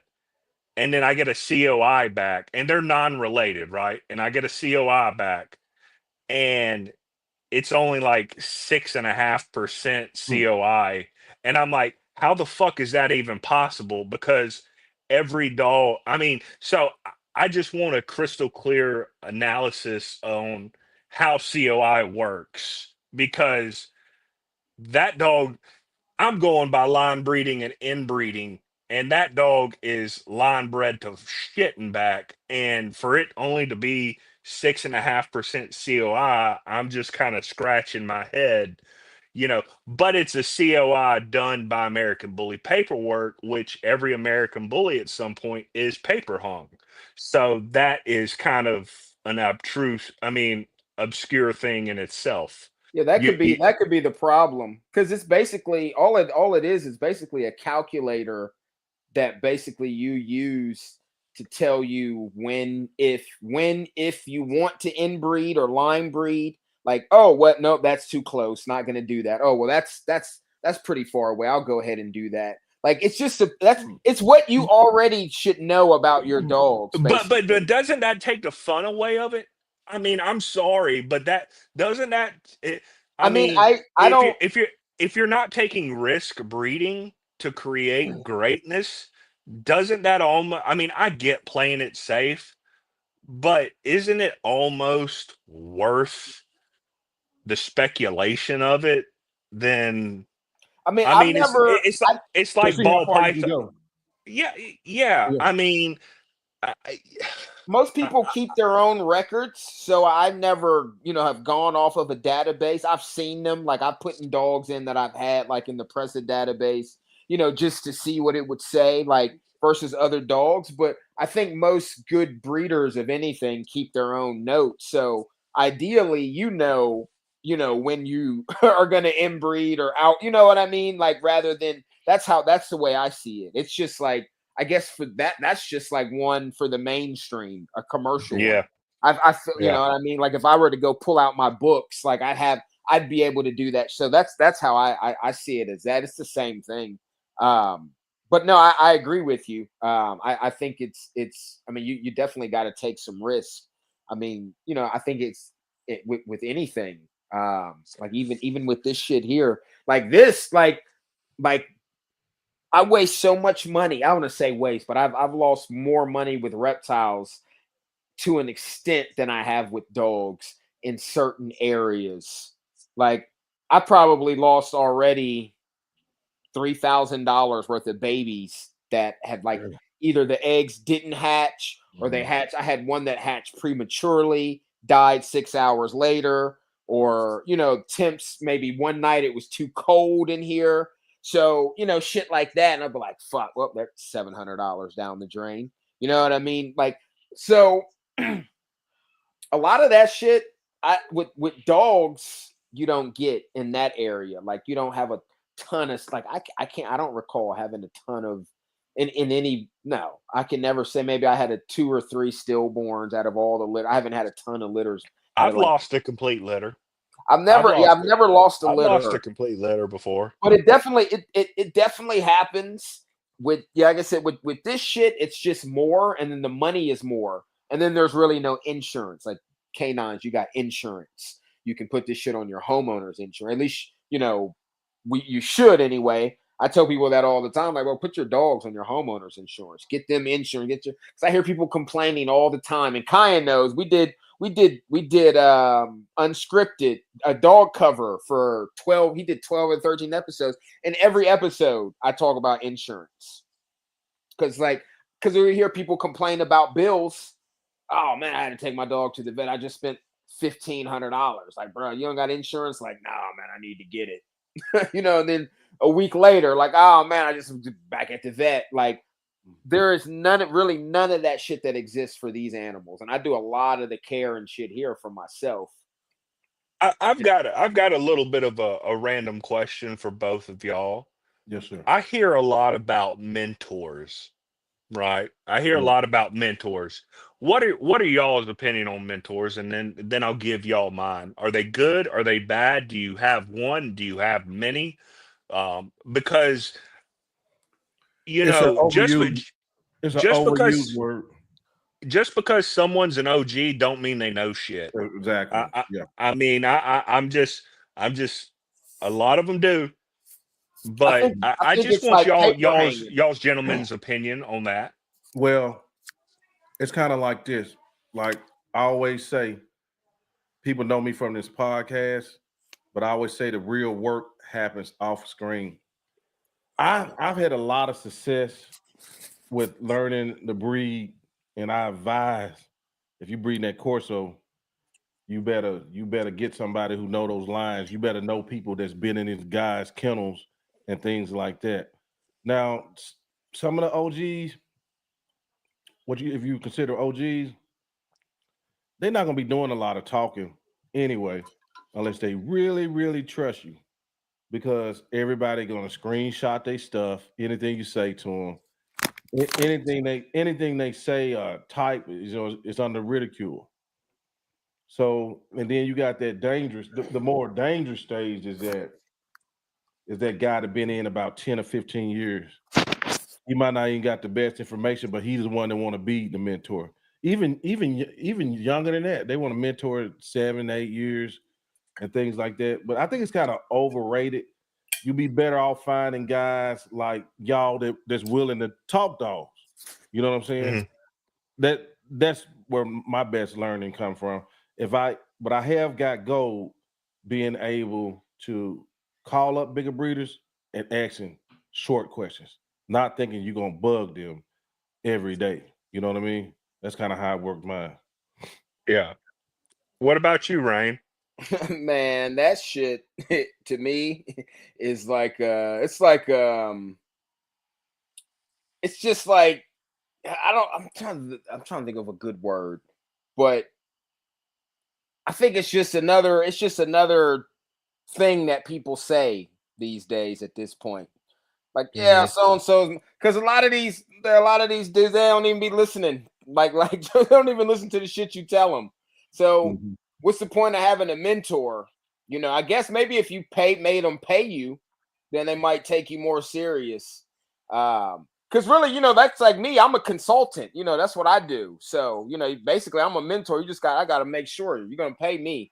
So you're going to pay attention. Because if you don't, you've already paid me. That's your fault if you don't listen. But I think that's what it is, man. Because I got a few guys that consider me their mentor, like on the reptile end, and some guys in the dog. I get a lot of questions every day. For me not to have a big following, like, man, my shit stays. Like, a lot of my followers come from motherfuckers who got questions, and then and I just befriend them from there.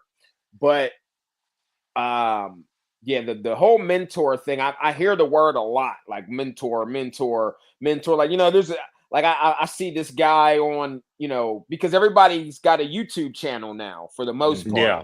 So, I see like this young guy, he's got a YouTube channel. He's talking about his mentor. His mentor is this, that, and the other. And then everything that I'm watching him doing is like totally incorrect. And I'm like, that's your mentor teaching you this? Right. Damn, bro, you're going to kill that snake. Yeah. For me personally, I think the greatest advantage I had, now granted, when you're dealing, I have a dog book collection that is I treasure, right? That I've been collecting since I was in my teens, right? But I think that you have to take into account number one, that dog book collection was written by one individual in each, book. But I think that looking, people hang on that word mentor and OG, and I think that taking knowledge or absorbing knowledge that is given to you by different individuals is what I have done, Me and too. kind of coming to your cultivating your own opinion, Mhm. um which isn't always correct. When you're breeding any type of animals, whether it be reptiles, amphibians, canines, felines, you're gonna fail if you really have a high barometer on what success is. And you don't need to put all your weight into what one person says. You Okay. need to do your education. You need to do your education. You need to do your research, and you need to come up with your own conclusions. Hmm. And information from other individuals is always something that I will not take for granted. But when it comes to this stuff, um, you know, you can't blame it on one person if it goes wrong. Take You, Right. a you know, the look. one person you can blame is you. That's You right. you you know what I mean? Mhm. And so there's been many people that have influenced me with their gratitude and knowledge, and many books that I have as well. But I think that you really, you know, at some point you just got to jump off the diving board, the deep end, and see if you can get your fucking head above water. You Oh Right. know, yeah. I mean, Yeah. You Yeah. got to do it. You got to do it. That's what You I yeah, know. had to do. Yeah. Yeah. speculation don't count for shit. Right. Yeah. And then that's kind of why I opened up an all breed podcast, because like some of the guys in the breeds I am, especially Corso, they known as this and that with the Corso, but they didn't start with that. You know what I mean? So Hmm. they knew about other breeds as well, you know. And Hmm. so yeah, so it all, yeah. You can't, one source of information is kind of insane. And the guys that tell you, "Oh, you better listen to me, nothing else," You better you better listen to. run. Got to remember what did Reading Rainbow say? Take a look. It's Yeah. in a book. That's what you better do. Right, Dude, right. I saw what's his name? It's Lavar. Yeah, Lamar Ols, is it something like that? Lamar Odom, is it something like that? Lamar No, it's not Lamar Odom, Odom. That's married to Khloe Kardashian. is it? Oh, okay. Yeah, I don't even But know who but that but is. What So time but we gonna get in basketball? is yeah. it? Yeah, I don't. Yeah, I definitely don't know. But it was like there was a picture of him. It was like a meme. It was like one generation was reading Rainbow, or one generation was Roots. The next generation was reading Rainbow, and then the next generation was Star Trek. There you go, my Yeah, brother, yeah, yeah, LeVar Lamar LeVar. Burton. Burton. Yeah. Now, I But still don't know who the fuck he is. Is that Kunta Kinte? yeah, Yeah, Yeah, yeah, okay, all right, yeah, yeah. yeah. yeah. Mhm. Well, we've talked about the Corsos. What tell me about the Central Asian Shepherds, because I saw him at a dog show last Mhm. year, and it's a guy in Georgia, and I went up and spoke to him. Very nice guy. Mhm. And he probably had three or four up here. Mhm. Beautiful dog. I've always been a fan of them. I mean, they're not my breed, but I think that they're amazing looking animals. Right. And there's something about those dogs from the Middle East to Russia. You're talking about, and I hate to lump them in if I'm doing it incorrectly, but you're talking about the Kangals, the Central Asian Shepherds, where they look like big shepherdy mastiff type Right. athletic dogs. How do you like them? I like them a lot. They're they some hard dogs. I mean, if you had to let a Corso out in the woods and tell them, you on your own, buddy. You're gonna have to survive. If you let an alibi out, I'm gonna put my money out on an alibi. And another thing too is alibi just means spotted dog. Really? That's all it means. You know what I mean? You got to know the lines though, because you gotta figure out what you're trying to do, because it is a lot of same sex aggression, especially with your female. Yeah. And I got one out of the from Uzbekistan, Uzbekistan fighting lines. Oh my God, man. Yeah, they with it. They are with it. So it just all depends on the man where you get your dog from and what you want to do, how you want to have them. You know what I'm saying? Because you can get those Turkmen lines, them true Turkmen ones. Man, they like herding pit bulls. They don't stop. They just want. I don't want no shit like that. You know what I mean? Yeah. Yeah. So yeah, but a lot of people ask me, well, how they doing it in the Arkansas heat? They do fine deep shade, shed like a motherfucker. You got to rake them. Yeah. Wintertime, them suckers, you can't bring them in. They don't want to be in. They can be 6 foot of snow outside. They'll sit in the snow. You know what I'm saying? They can take some harsh conditions, bro. Yeah. So I like them for that. If I had to choose who's the harder dog, even physically, between the Alibi and the Corso, Alibi every day. Yep. You figure it's because that they are closer, the dogs you have are closer to generationally to working dogs than your Corsos are, or am I even saying that correctly? I Because think I'm it's just more just sort of speculating. genetic makeup. You know what I mean? Yeah, I was gonna say, look at that. I think one thing that we don't really pay attention to, we forget a lot about, even in the well, I want to say in the reptile world to an extent, but in the canine world, we forget about the habitat that these dogs come from. Yeah. You know what I mean? Like, because that shapes animals and people in general. You know, it's like, even because you can move to London, right? Because literally there's no such thing as an accent. Because you can move to London with a southern accent right now. You stay over there long enough at the right age, and you'll come back over here like, cheerio. I mean, you know what I mean? They might, you know what I mean? Like, yeah. My few of my friends went over there like in grade school for like 3-4 years, and then they came back for high school, and them that straight English accents, like, you know what I mean? Yeah. But when they Your left, accent, they weren't your talking. accent never changes. I mean, your accent never stops changing, right? Right. Depending Like, on, it's like, I'm from the deep South, like the deep South.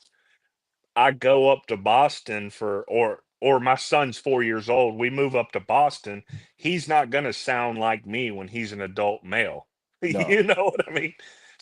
I seen a lady from Louisiana one time. Her accent was so rich, it sounded like she was from Boston. They got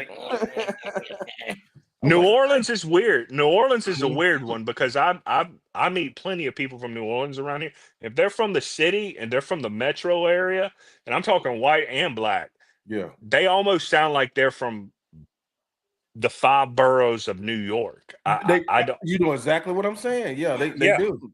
They do. They got very rich accent.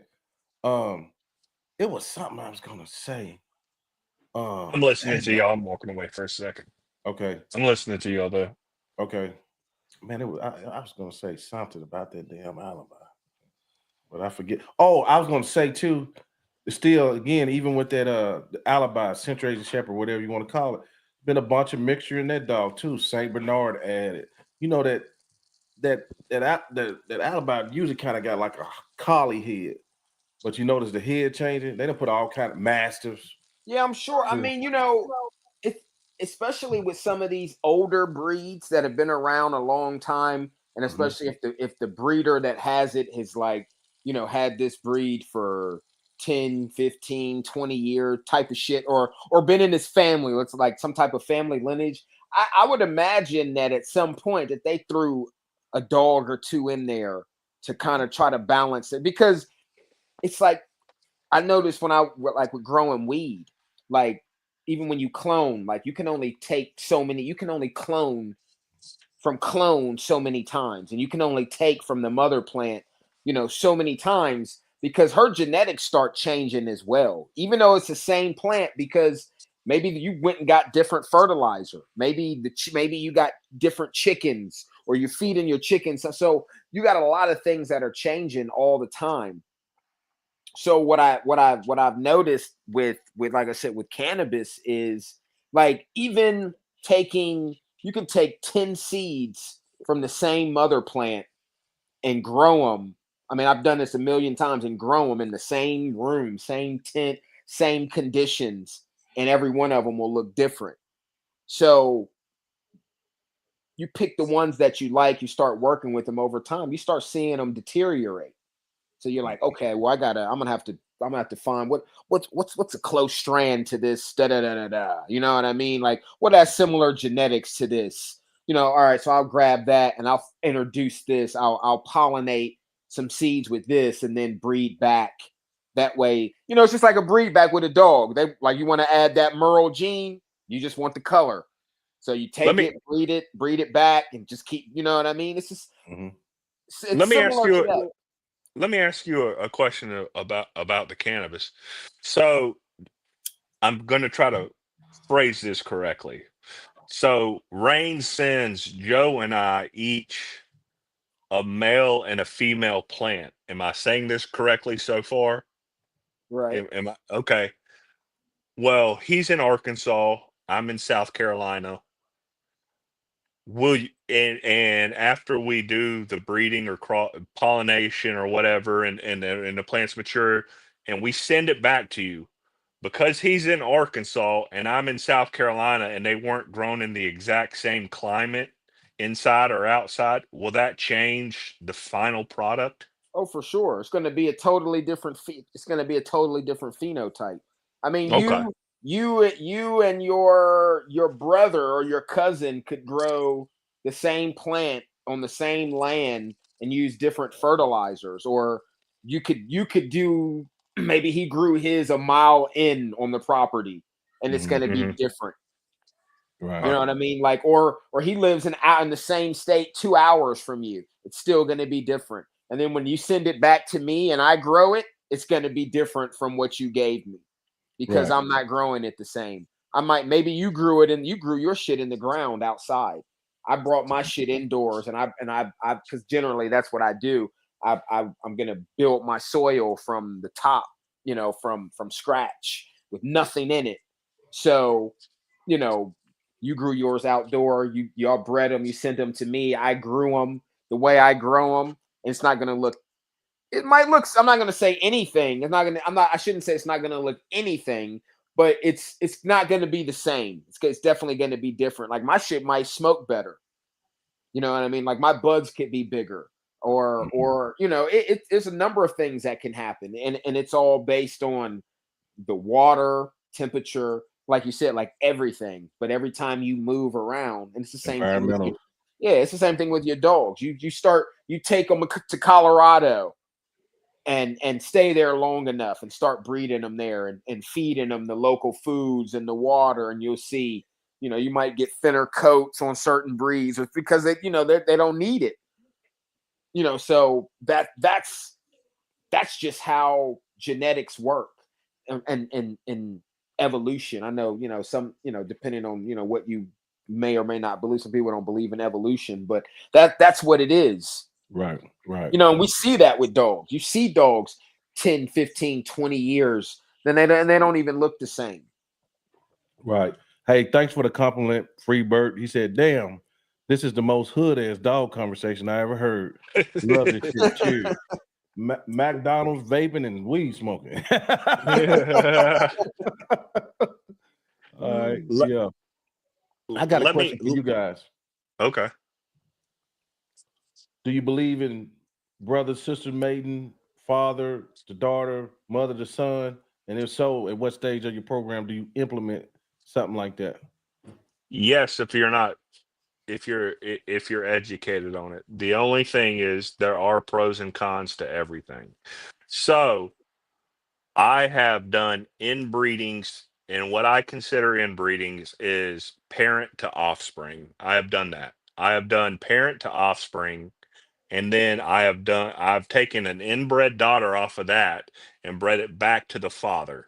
So he was the father, the grandfather, and the great grandfather. I'm doing the downshift wrong, but great grandfather, grandfather, father. So basically, um, he was an outcross dog. So I feel like you run more of a chance of, and he was a great dog, but you have to be honest with the breed stock that you have. Would I do that again right now? Probably not. I did that years ago. I've done numerous half siblings. Like I said, I've done mother son, father daughter. Never had an issue. You have to be cognizant of what is behind your dog, because you were just limiting the gene pool. It is getting smaller because of obvious reasons. And you're honing in on what's behind the parent that you're inbreeding, or the dogs that you're line breeding off of the grandparents. Um, I feel like sometimes you have to deal with, um when you do breedings like that, it's really you are flirting with a little bit of, it could go south or it could be beneficial, but it's a risk-taking endeavor. But I wouldn't advise it for somebody who is just getting freshly in it, because if you're doing that with the first dog you've ever had, then you really haven't been around that many dogs. Right. You know what I mean? Like, it's like I said, if someone wins Mr. Football at their high school, but their high school only has 300 people, then he's the best player there. But in the state that they're in, if there's 5 million, he's probably not Mr. Football. You know what I mean? Like, it's you have to be honest with what you have, and you really have to just pro and con it. And whether you're willing to take a risk on a litter not turning out completely at all, or if you're going to have one or two stunners in a litter, or if you have the majority stunners. I mean, whether that be attitude wise, phenotype, whatever. I just feel like when you come to line breeding and inbreeding, you really need to know what's behind your dogs, because you're going to bring it back up front, because that's what you're doing. And I also would like to say this. I hear a lot of people in the bully community, especially, I don't know about the Corso or Alibi, respectfully, or the Pressa, but they say, "Oh, the mother carries the puppies will throw more like the mother." I don't believe that to be true. 50% comes from each parent. That's how it works in nature throughout the board. Right. Now, unless nature is the inbreeding. That being said, if you take two dogs that are loosely related, right, and you breed them together, and they're like, "Oh, the puppies take after the mother majority of the time," and I've heard this for years. I don't know if y'all have.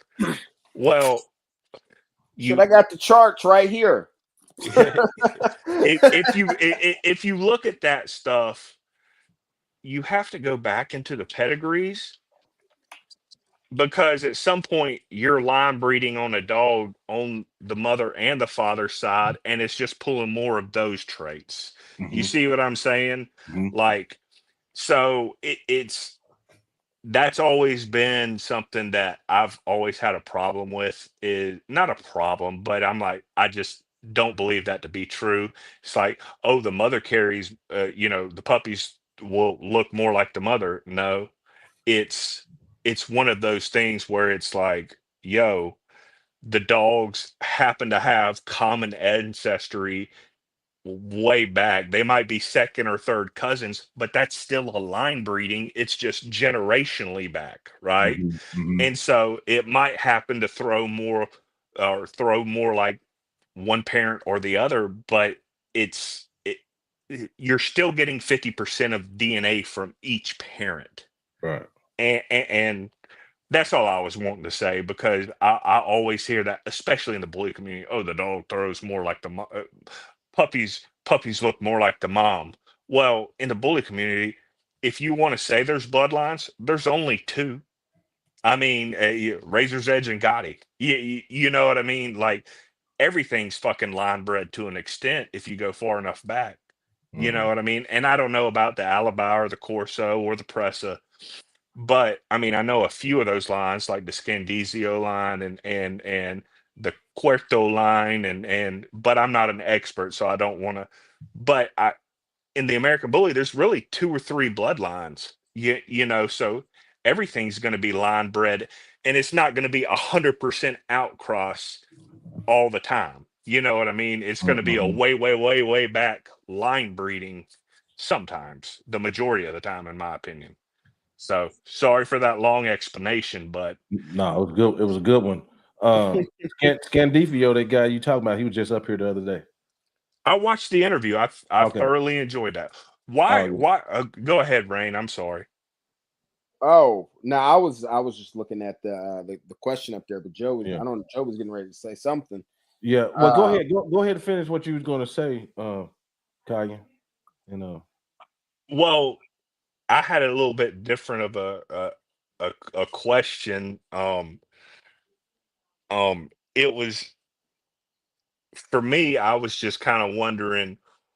You were talking about the Alibi earlier, and about certain dogs being mixed in. You do know, and maybe you don't, that the NKC, the premier registry for the American Bulldog, they had a 7/8 clause. Have you ever heard about this?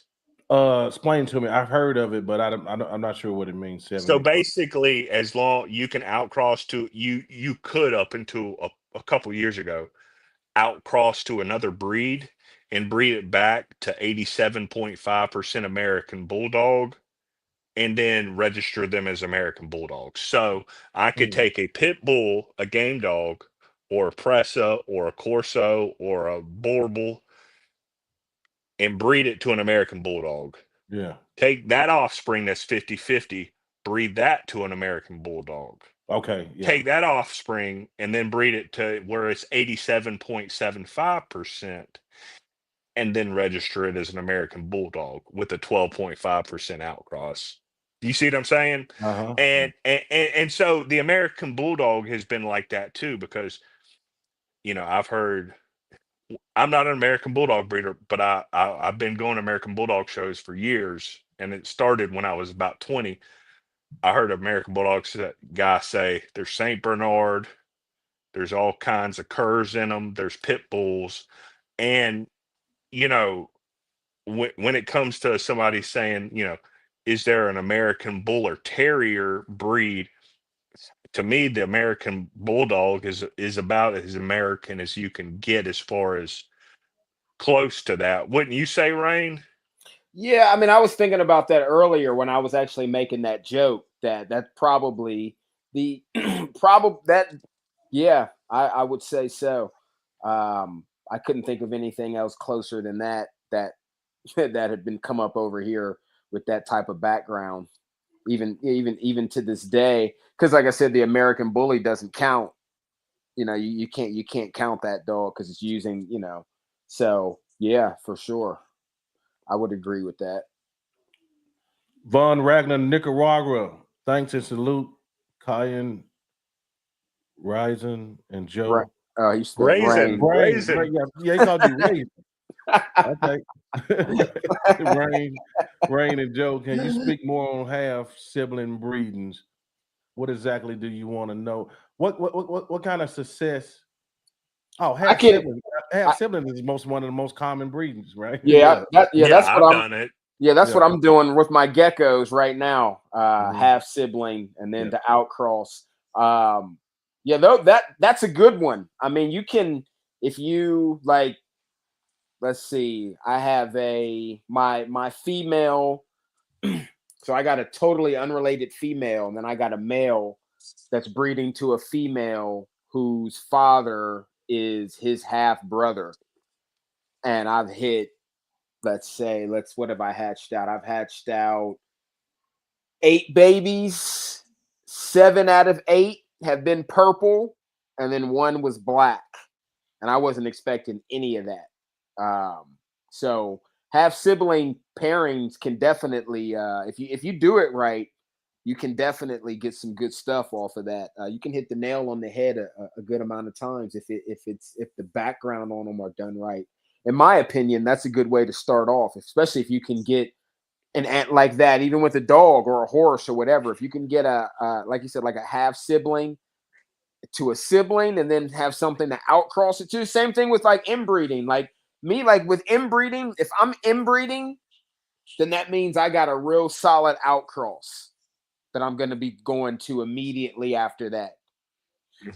And because if I'm inbreeding, obviously, like I really see something like, man, I really want to hold on to this shit. So I'm gonna go ahead and inbreed, do that, and then I'm gonna take it to this totally unrelated pheno that's got some similarities, just to kind of clean it up just a bit, and then maybe improve the overall health as well. Half siblings is my favorite. I mean, I'll tell you, I've had the most success with half siblings. I like it better than the inbreedings I've done. I think that it gives you a chance to line breed and outcross in the same breeding. Yeah. And I think that it is very, if your stock is good and you're an honest breeder about the faults in which your dogs possess or the dogs behind them possess, I feel like you can get greatness out of that. And like I said, I feel like you can do 2 breedings in one. You can do your outcross and you can do your line breeding in one. And you can set that up to possibly take that. If you were gonna dance with the danger and do an inbreeding, you can use that for your inbreeding and still use that for a cross. That's And what I yep. that's what you were saying, right? Yeah, because that's what I so all the males that I have from the double breds, I'm taking those males to the outcross female. And that helps you, like it helps you skip a generation. And you don't really it just, I wouldn't say skip, but it speeds up. It kind of knocks off about a year for you 100%. when you do that. It knocks off a little, it shaves off a little bit of time. So if you were to acquire like 2 males and 4 females, 2 half siblings that way, and then 2 outcross, and then you got your 2 males, and do that, like, that you could easily knock 2-3 years off of a breeding program and speed some stuff up properly. I do want to touch on this before we go. I was thinking about doing a dual sire breeding. I've never done it before. Yeah. But then the more I've gotten to think about it, is like, well, even the amount of the puppies aren't guaranteed, right? So I might not have 4 from King Dingling and 4 from, Show Enough. Yeah. I might have 1 from one and 7 from the other. And then you might not get the cream of the crop because, from either. So, for me on that, that's another shortcut, but that shortcut I don't feel personally is worth it. It's Right. longer. It's a 2.1. It's like, I've never done it with dogs, but I've done it with reptiles. I've to try to speed things up, and in the sense, like, it does, but it doesn't, because now you got to go through. See, now I have to hold on to all the animals, and with dogs, even still, like I would say it's kind of the same thing. You got to hold on to the animals a little bit longer. You got to genetic test all of them, now to see who's who. Right. Yeah. Then you got to separate them, and then now you got to decide which ones you're going to keep. So it's and sometimes it's a little bit more work than doing a 1.2, which is the most common way. That's faster. I think 2.1s, 2 males into a female, I think that's really like you got to be really, that's like precision breeding. That's kind of like when you grow cannabis with autoflower. Like I think people who would be doing that, in my opinion, are people who really know what they're doing, or people who really don't know what the fuck they're doing. Because that's I kind of think what. it's the latter. I'm sorry for interrupting. I think it's the No, latter. I think it's a bit of both, and I just say that just based off of like, so with cannabis with autoflower, a lot of people run to autoflower because it seems easier. But the problem with autoflower is, like, one, you can't control it. Like, you have almost no control over it because it's a ruderalis based plant. It's the genetics that dominated are cannabis ruderalis, which is the third type of cannabis. So when you breed it into sativas, into indicas, it dominates the genetics. And what happens is, doesn't matter what lighting schedule you have it on. It doesn't matter how big or how small of a pot you have it in. After so many weeks, it just starts to flower, and there's nothing you can do about it. And you can't clone it. So it's got its drawbacks, especially for like continuous production or genetics. I don't know if you can take tissue samples from it and clone that way, because that's becoming a popular thing with cannabis now. But it grows really fast though. But sometimes you can plant autoflowers and they'll sprout and they'll die immediately, and then that's it. You got to start all over. So, but let's just say you get them going. Sometimes you can get huge yields off of them. Like I've grown autoflowers in like 3-gallon bags and pulled like 200 grams off of that. And and most people aren't going to get that. They're not going to get anywhere close to that. So, but autoflowers are weird like that. But then sometimes you get I've grown them in a 5-gallon bag and only harvested like 8 grams on that bitch. You know what I mean? Like that's just how it is. Like, and there's nothing you can do because you don't get a lot of time to train it. So generally the people you see that work with autoflowers are people who really know what they're doing, or people who are like, they don't really give a fuck. They just want to grow some weed, put it in the ground. They said it pretty much does what it's going to do. You know what I mean? And it's kind of like, I feel like it's the same thing with, because I've heard people that I hear talk about the male, like, oh, I do a lot of dual sire breedings. Like they do got a lot of shit on their yard. Like they generally have a lot of trash like running around on their yard, and they always have a lot of extra dogs. Yeah. You know what I mean? That they're not doing nothing with. Like, you know what I mean? I'm just like, damn, bro, why you got all these dogs, man? Why you got so many males here? You only got 3 females in this motherfucker. Like, right. I got a question for you guys though. So we was talking about the closest form of inbreeding would be mother, son, dad to daughter, right? And so a lot of times you hear people say, well, it affects the amount of puppies you have and stuff down the line. How true do you say that again? I didn't hear the first part, Joe. What did you say? So a mother to son or a daddy to daughter. Oh, okay. A strong inbreeding. A lot of people say, well, that messes with the count of puppies you have. I'm not using the right word. Oh, you're talking about the fertility rates. Right. Yeah. I mean, inbreeding definitely does reduce fertility at a point where you start seeing mutations, external and internal mutations, things like that. It depends on the animal, and some genes are weaker than others. You're dealing with the mammal gene is still soft, so not speaking mainly with canines, because in my opinion, like that is the softest gene like that you can have. Like I don't see anything that's more malleable than that.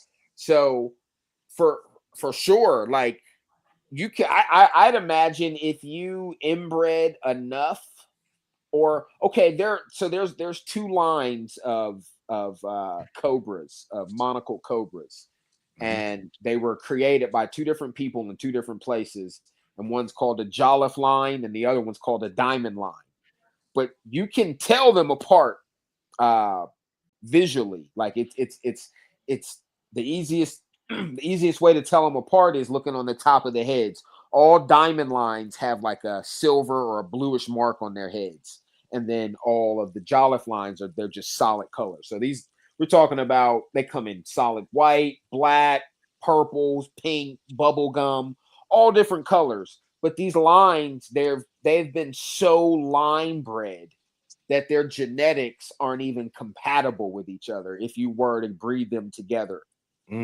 So because of so much inbreeding, because one, in the reptile community, they don't know how to, they work off projects and not programs. So all their breeding is all, it's like 90% inbred, like most of the stuff. Like that's how it's done. Like it's either 90% inbred and the rest of it's all scatterbred. So that's why there's like almost no consistency. But yeah, that's basically that's what it is. It's the same thing. But yeah, those lines are incompatible. So I'd imagine if you did the same thing with some canines, if you continuously did that, then you probably would take your dog, your Corso, and breed it with so-and-so's Corso, and you might not have any puppies. You know what I mean? Like you might only have, like, man, this motherfucker only have like 3 puppies every time. Like, I go ahead. I'm sorry, my friend. No, I'm good. I have, like I said, I bred a male to his daughter. I had 4 puppies off of that. I kept the female, and then I bred it back to the male. Have in mind that I'm not this. I have 5 litters a year guy. I have a litter every year and a half. I actually haven't had a litter in 4 years now, just because. But what happened for me is when I bred the inbred daughter back to her father and grandfather, I had 1 puppy. But I also took that inbred daughter and outcrossed her, and there were 10. So is it the age of the father and the great grandfather and the great grandfather implementing that at the time? Or is it because it's so tight?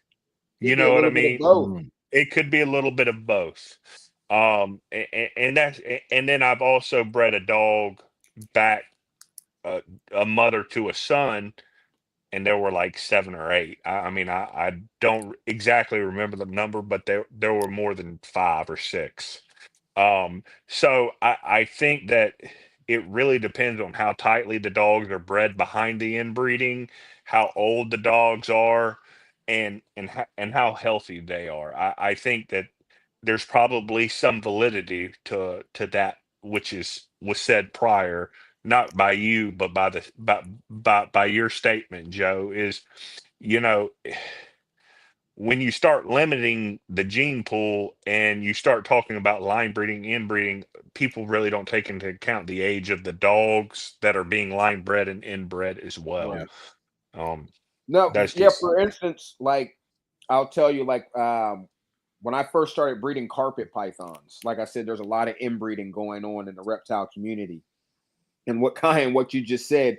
So I don't know how much inbreeding has happened before, where my animals come from. And this is like me. I hadn't really learned a ton about genetics. I was only like 14, 15 at the time.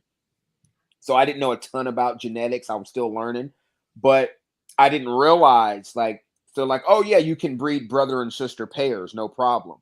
So that's what they generally, still to this day, that's what they sell you, a 1-in-1. When you see them online for sale, or even at like reptile shows, because kind of, I know you take your little boy to the shows.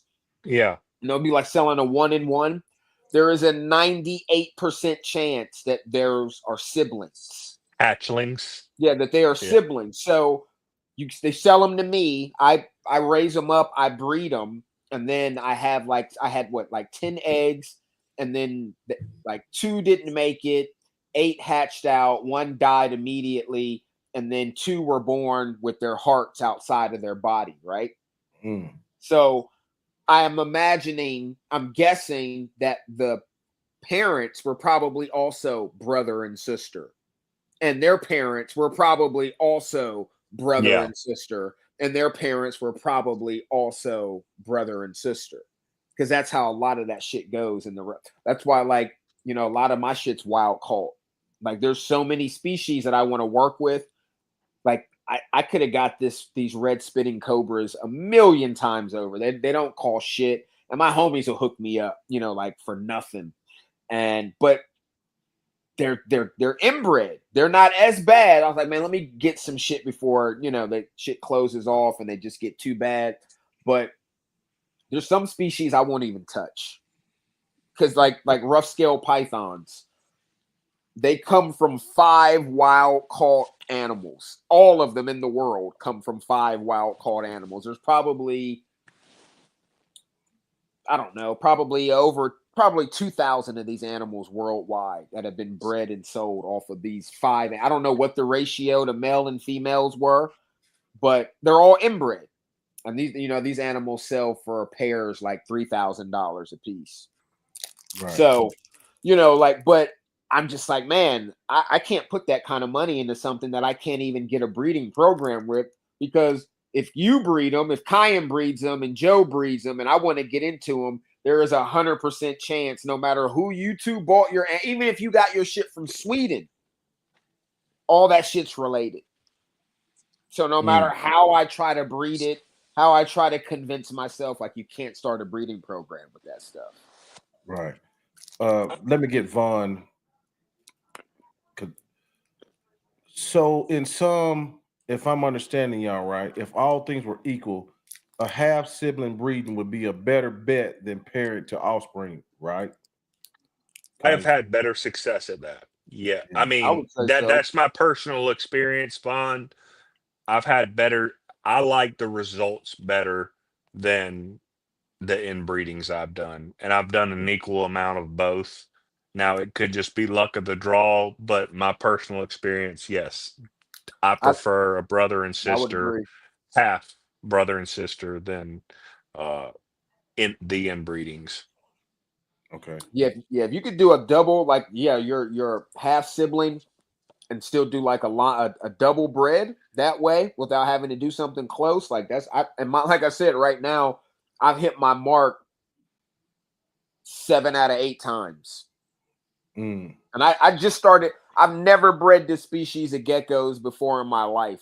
I've only had these. I haven't even had these geckos a year yet, and I did it that way on purpose because I wanted to see how this male's genetics were, and you know, I wasn't expecting any of that shit. So yeah, I'm like I said, I'm with Kyan. I think half siblings are the way to go. You can double and triple breed off of that shit and outcross and still see, because you're gonna be learning a whole lot about your genetics, because you're gonna see it when it's on top of each other, and then you're gonna learn like how your male throws too, because you're gonna see like, okay, he's producing this way with this female. Like, I know that purple shit comes from my male, because even when he bred to the outcross, I got a son from her, and that motherfucker he's the baddest shit I got right now, and he's on the outcross, and it's still purple. So I know it's coming from his side. So that's like I said. Go ahead. Go ahead.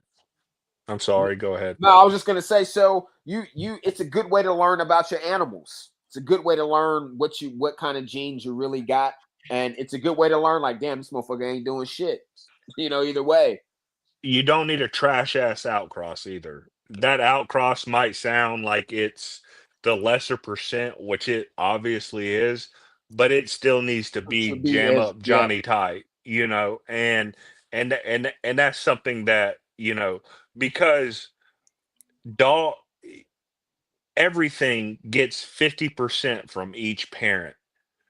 But let's just say a litter of dogs or a litter of cats or anything that has multiple offspring in one breeding, they don't get the same 50% of the DNA from each parent, right? Right. So, you know, you could breed, let's take Swinford Bandog. Rain and I's opinion of a Swinford Bandog is a game bred American Pitbull Terrier. to an English or Neapolitan Mastiff. That's mine and your correct. That's what me and you consider the old school tried and true band dog. Say, okay, English Mastiff, game bred pit bull, one breeding. Then you do an English Mastiff, game bred pit bull, another breeding. So you have two F1 offsprings. You breed them together. So most people would think you're going to have a second generation English Mastiff 50% game bred pit bull. That's not the case. You could have any type of mix between, you could have a 75-25, a 35 to whatever the amount is. It does not necessarily mean, it means you get 50% from each direct parent. It does not mean you get the equal amount of each breed into the second, third, fourth, and fifth generation. Well, not to And a mention lot, all the a lot of people don't grandparents. understand that. Right. Well, not to mention all the grandparents, the like all this shit here, all of this here. I don't know how if they can see that, but all of this here comes after, like he said, 50% from the parents. 50, the other 50% is all made up from these people, and this can all be different. These are all different percentages, and they can all throw different things. Yeah. So, like we said, I remember I think Joe, we were talking, and I was saying, like, yeah, so and so come in, you have a kid, and this dude's got red hair. You ain't never, don't know anybody in your bloodline with red hair. And then you ask Aunt Mabel, and she's like, yeah, Uncle Charlie had red hair. We were talking about like with the we're for some reason at 30, like every other male born goes blind, but only when or their vision goes bad right when they hit 30, and it's a recessive thing.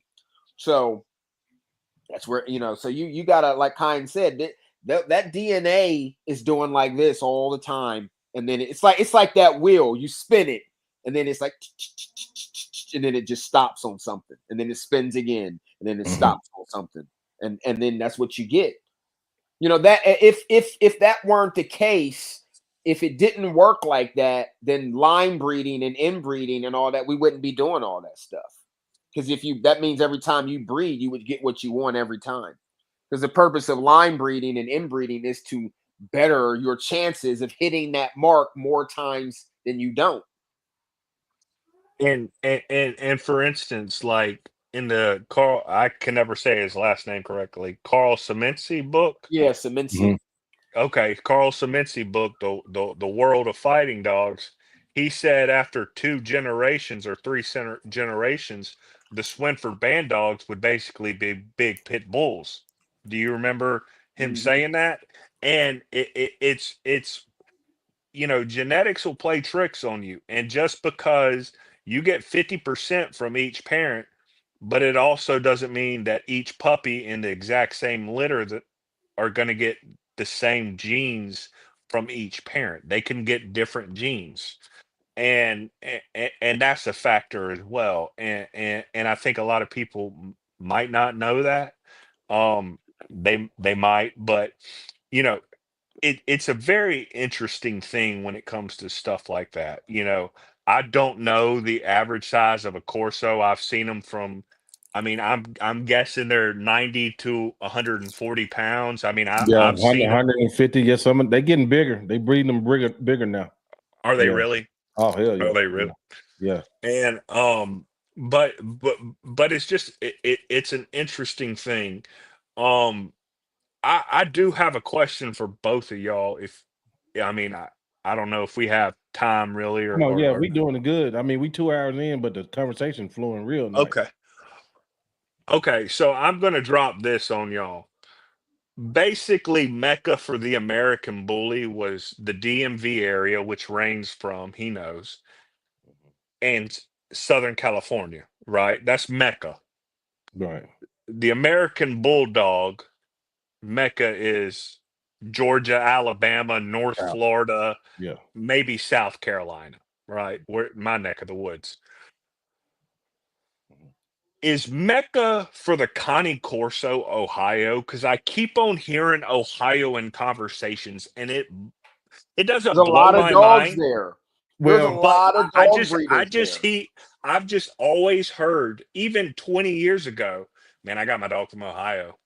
There's a that's lot of And because there's a lot of dogs in that state. Well, you got to remember, Ohio was one of those states before 2013. You could have whatever you wanted, animal wise. That's why. So there was always a lot of Neos there.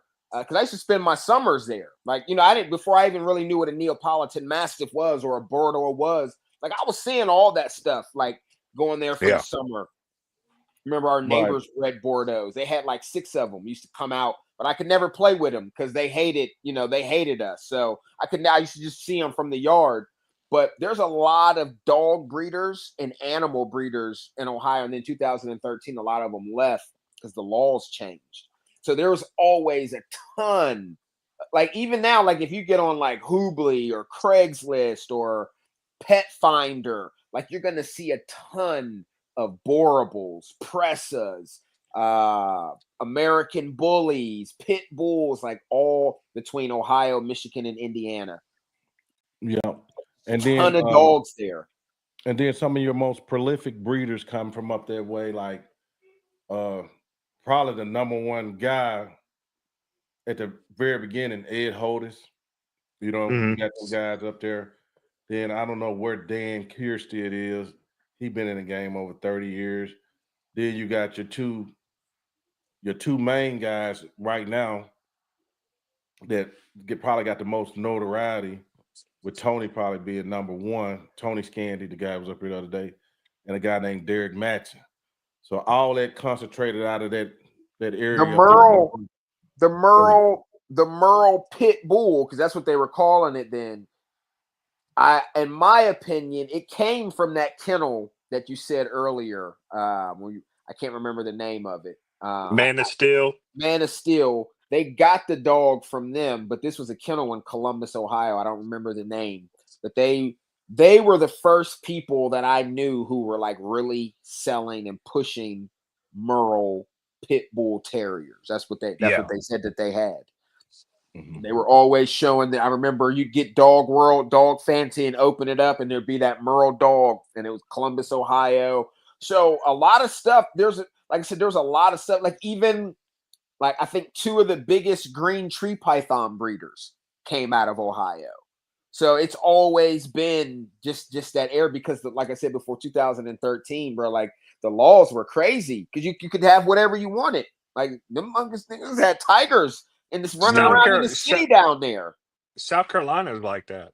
I mean, I live here. Like South Carolina is like that. You can have pretty much anything you want. But even the alibi, it's mainly concentrated. You might well. I mean, up north, but the main guy, we wouldn't probably even know about it if it wasn't for a guy named Daniel Nash, and his father that's been breeding them a long time. How many alibis would you even have an idea how many alibis are in the States? I don't know, but they getting popular.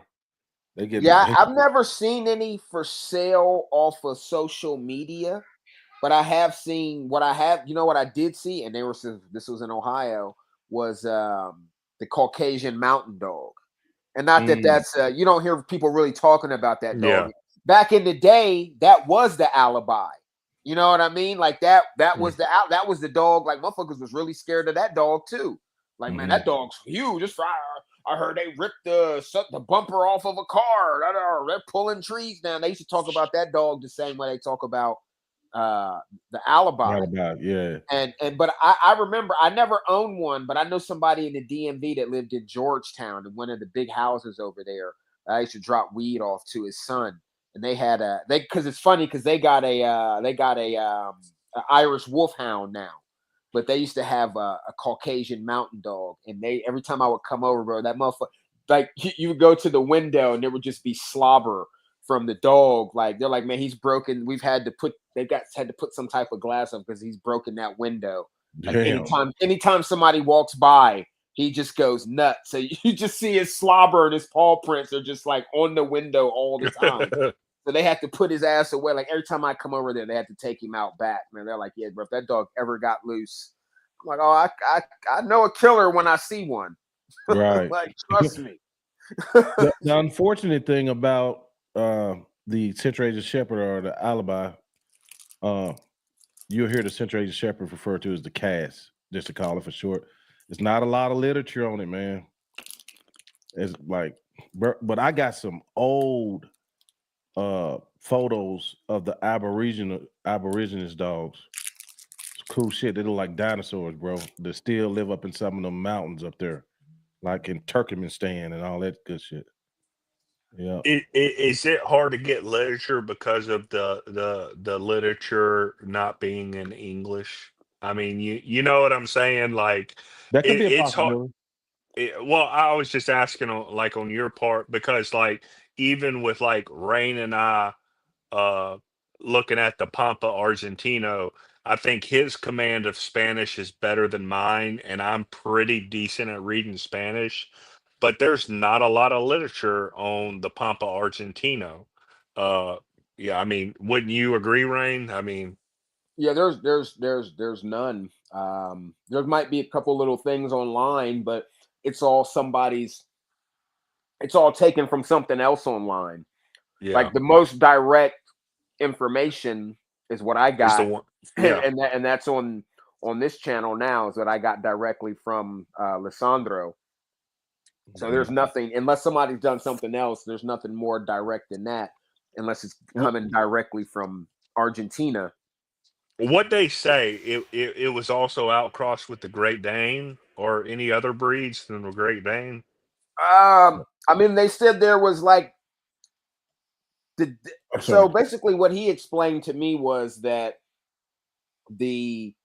originally they started crossing Dogos into Amstaffs, and then some people started crossing them into like he wouldn't say like Rottweiler, Great Dane. So there wasn't really anything specific. It was just more so, I guess, people using other dogs to kind of touch up Yeah. what they were doing. Maybe they wanted the dog to be, maybe more bulkier or have more substance or something like that. So they would throw something else in there.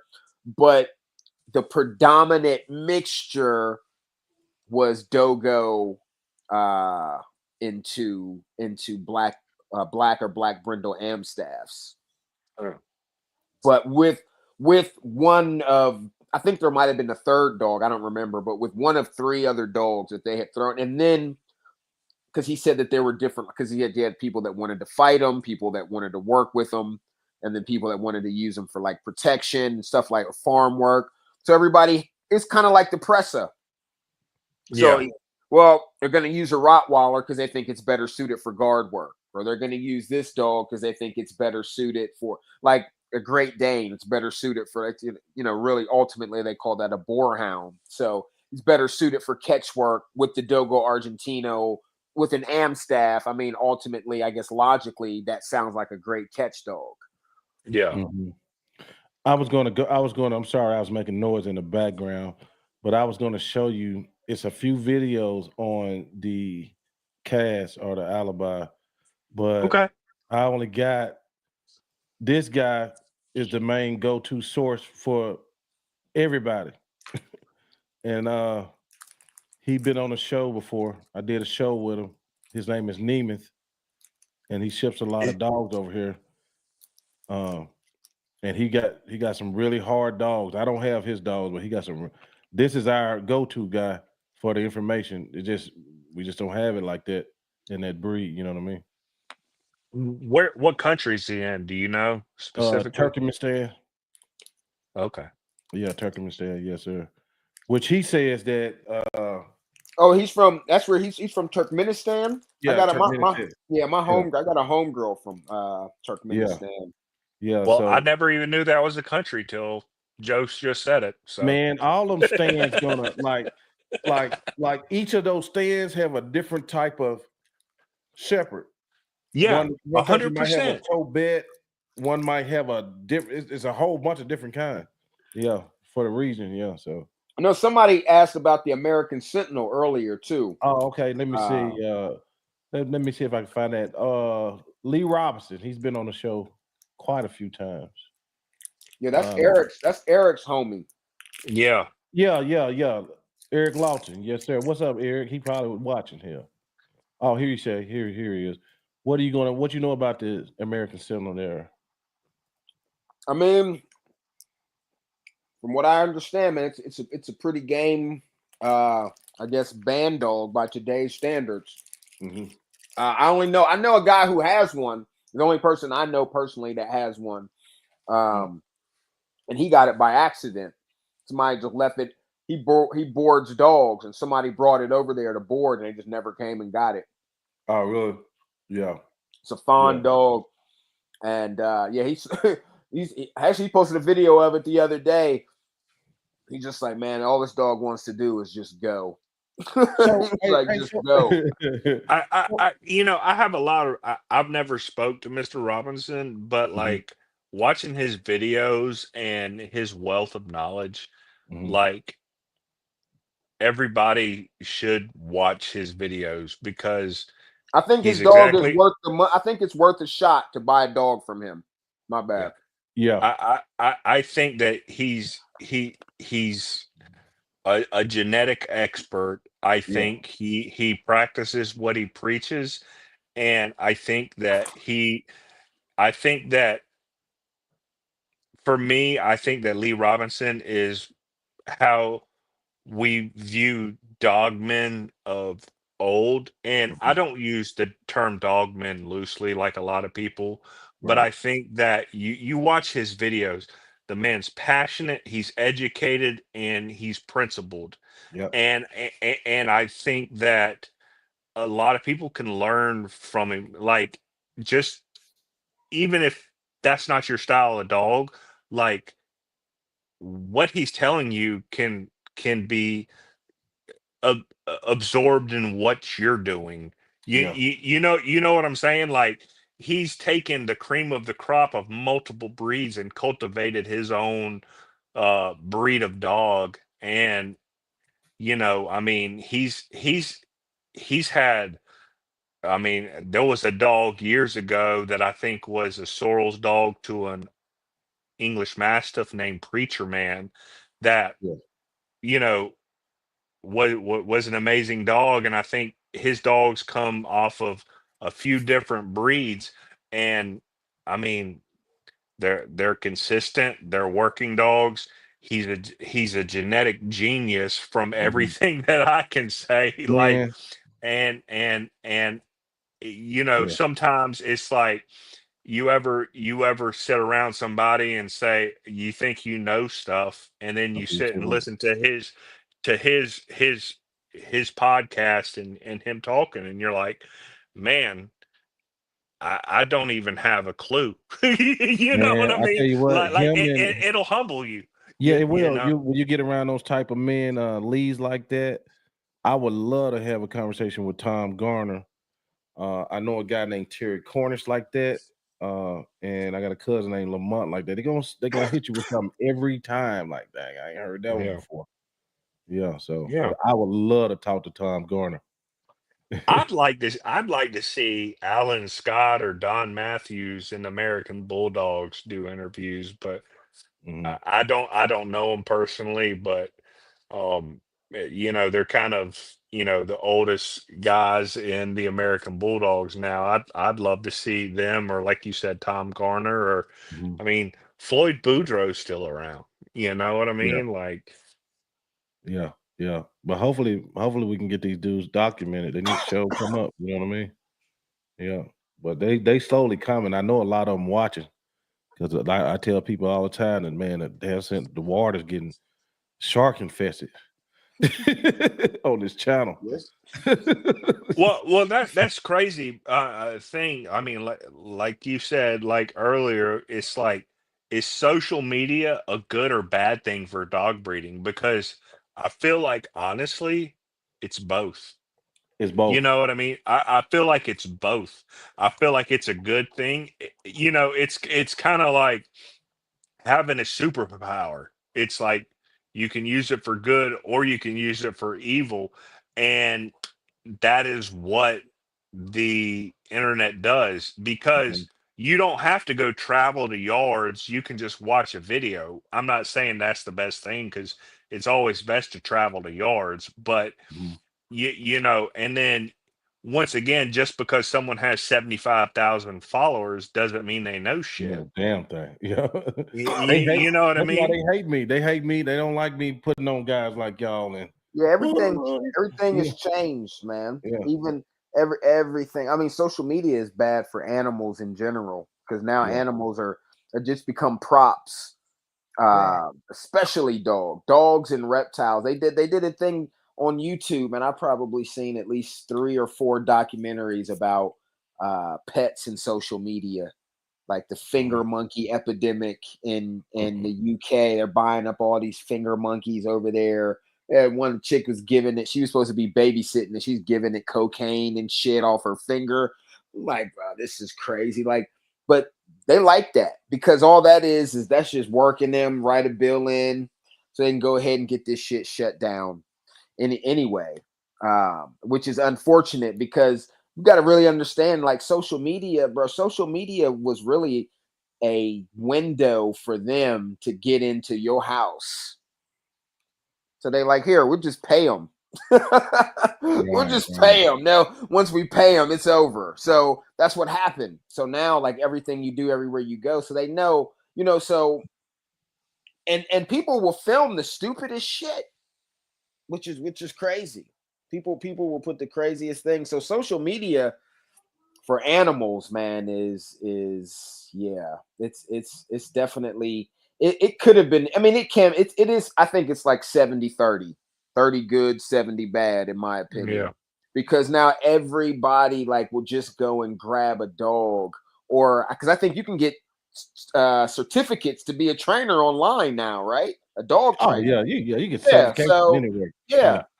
I'll tell you, nothing pisses me off more than seeing some little shit dog in the middle of the grocery store in the produce section with a fucking service dog, and that motherfucker ain't servicing shit. You Right. know what Yeah, I yeah, mean? boy. Like, Yeah, they kill me with that shit. um, I'll tell you, I bought a dog in '06, and the guy was from Tennessee, probably 6 hours from me, and the way I mean, it was straight old school. Like, he mailed me pictures of the litter with Polaroids in a manila envelope to my house. Like, there was no internet. Like, I saw him in Dog World, and I still have pictures of it. You know what I mean? And it was written with a pencil on the Polaroid, like female number 1, female number 2. And you know, I think that easy accessibility makes laziness Yeah. sometimes when it Yeah. comes to It takes the fun out of it. They took the fun out of it.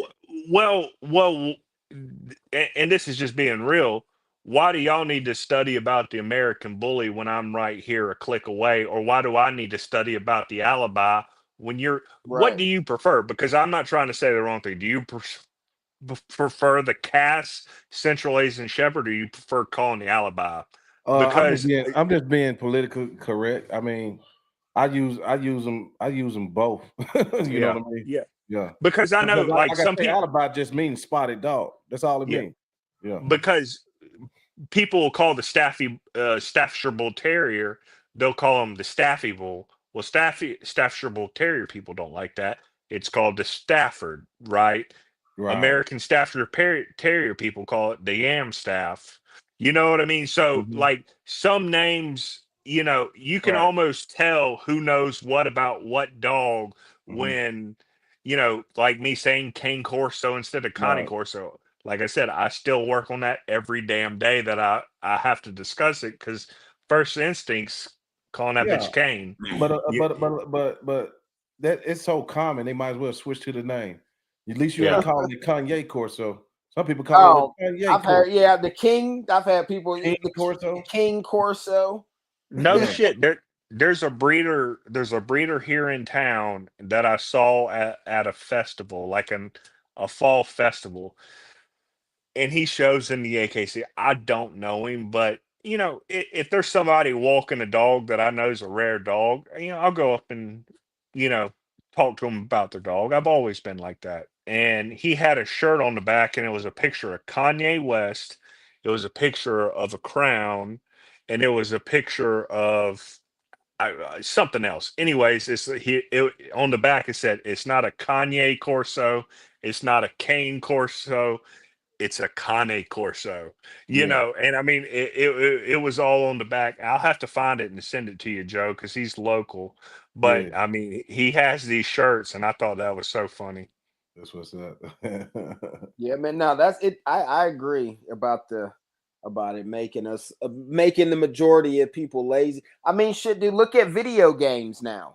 Everything is simplified for these new motherfuckers. Think But about it. I'm gonna tell you something too, Rain. I don't mean to cut you off. You wouldn't believe how many buyers just watch this podcast.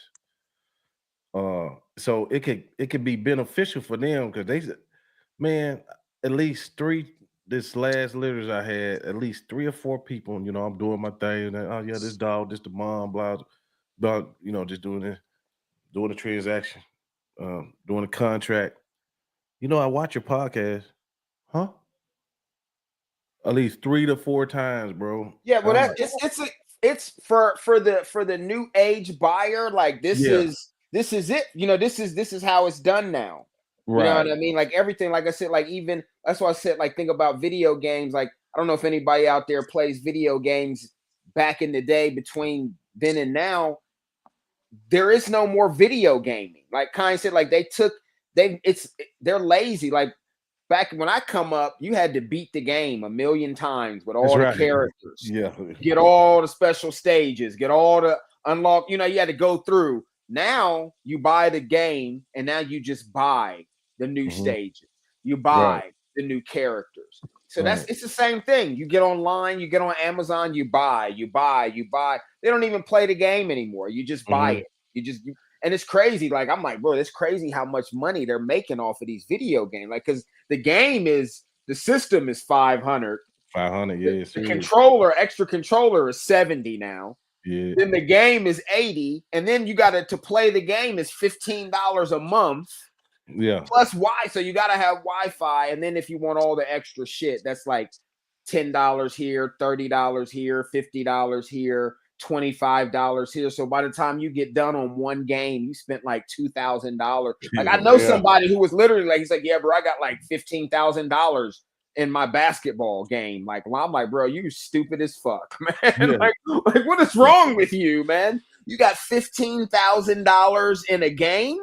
Yeah. Like, wow. You know somebody else I can believe that watch the show a lot is women. Oh yeah, no, they watch more. They like this.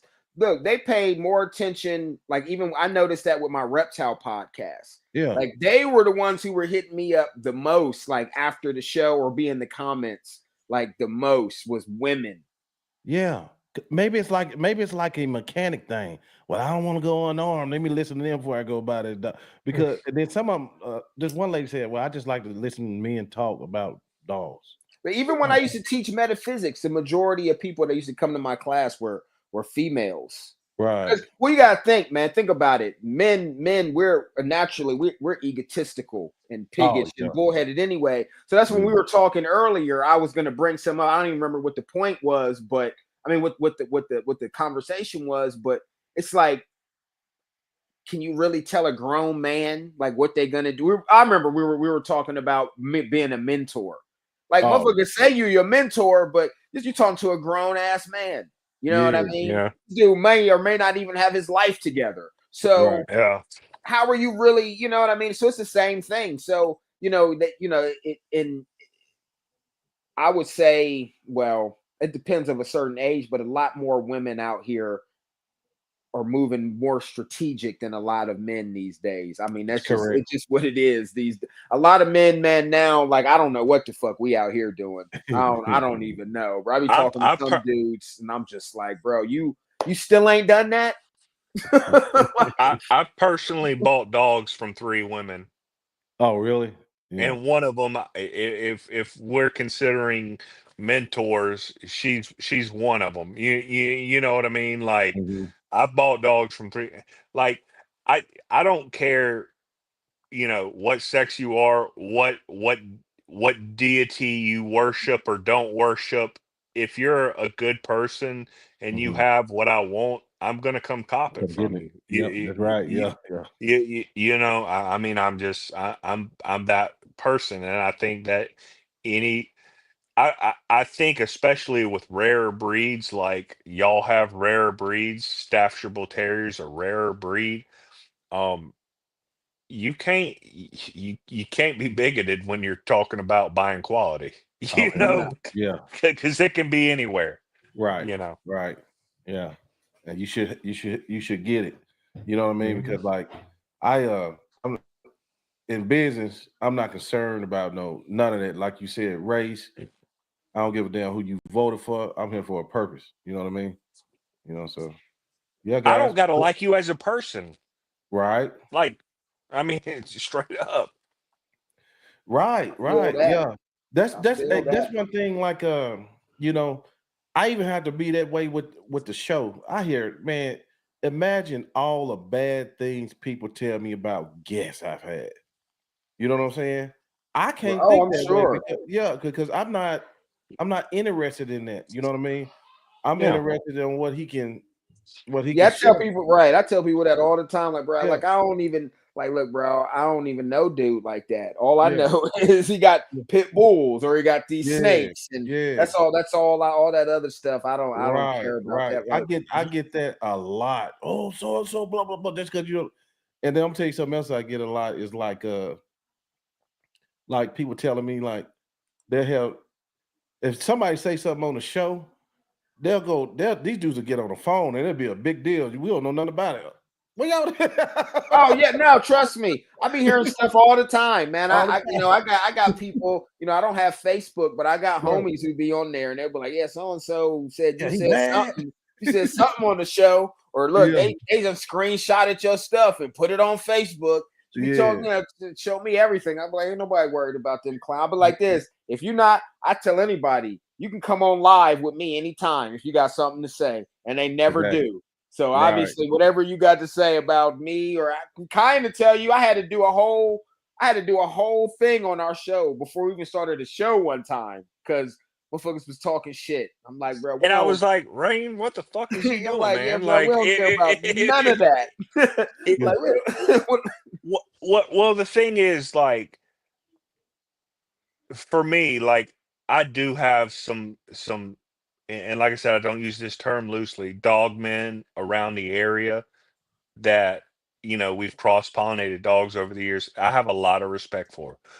Mhm. And we each know our strong suits, right? Like I can break down a pedigree, I can break down percentages on dogs or whatever. I have a buddy that's a master, he's a wizard with medicine, right? Mhm. And then and I have another one that's a master with whelping and such. So we know our lanes. We know where we fit into the groove of things amongst ourselves, right? Mhm. But I'm not a pretender. I'm not going to pretend I'm an expert here in this genre or that in this genre. I'm an expert in this genre, right? Exactly right.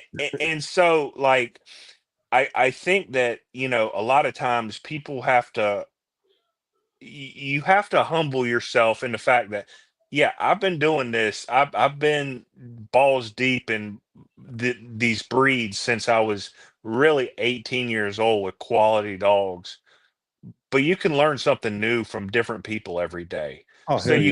you got to humble yourself, and the hard thing is you got to swim through the bullshit sometime to You get to do. the promised You do. land. Yeah. And but but it's rewarding, man. I mean, It it is. really is because, like for me, I can tell you, the history on the bull and terrier breeds. Rain can tell you. I mean, there, Rain fucking about made my mind explode talking about the history of the Pressa Canarios on Tenerife and Gran Canaria.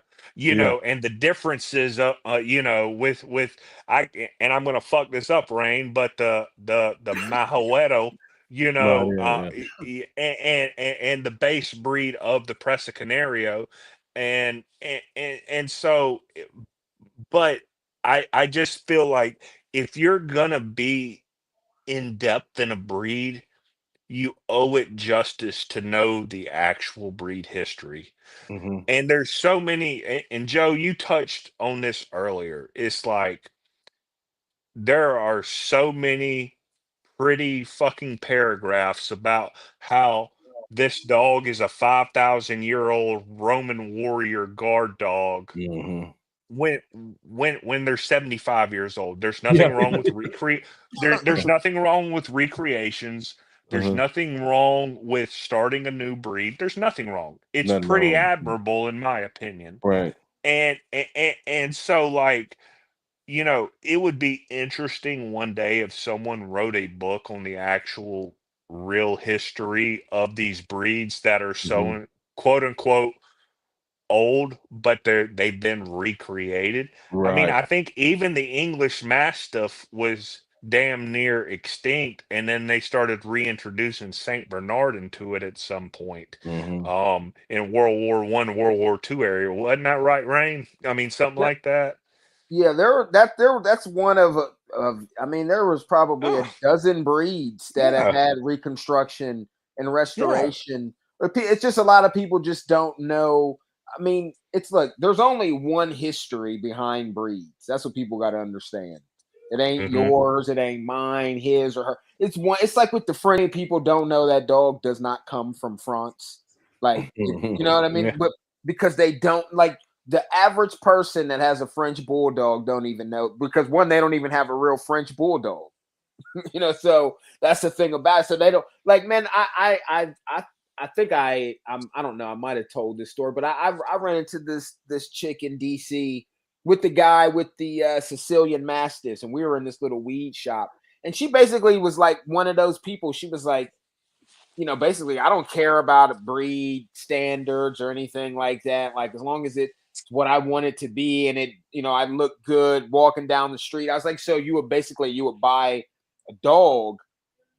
Like, so I was like, so you buy a French bulldog that's not what it's supposed to be, even if it had some inherent, uh, you know, qualities that were bad, some disorders for a color.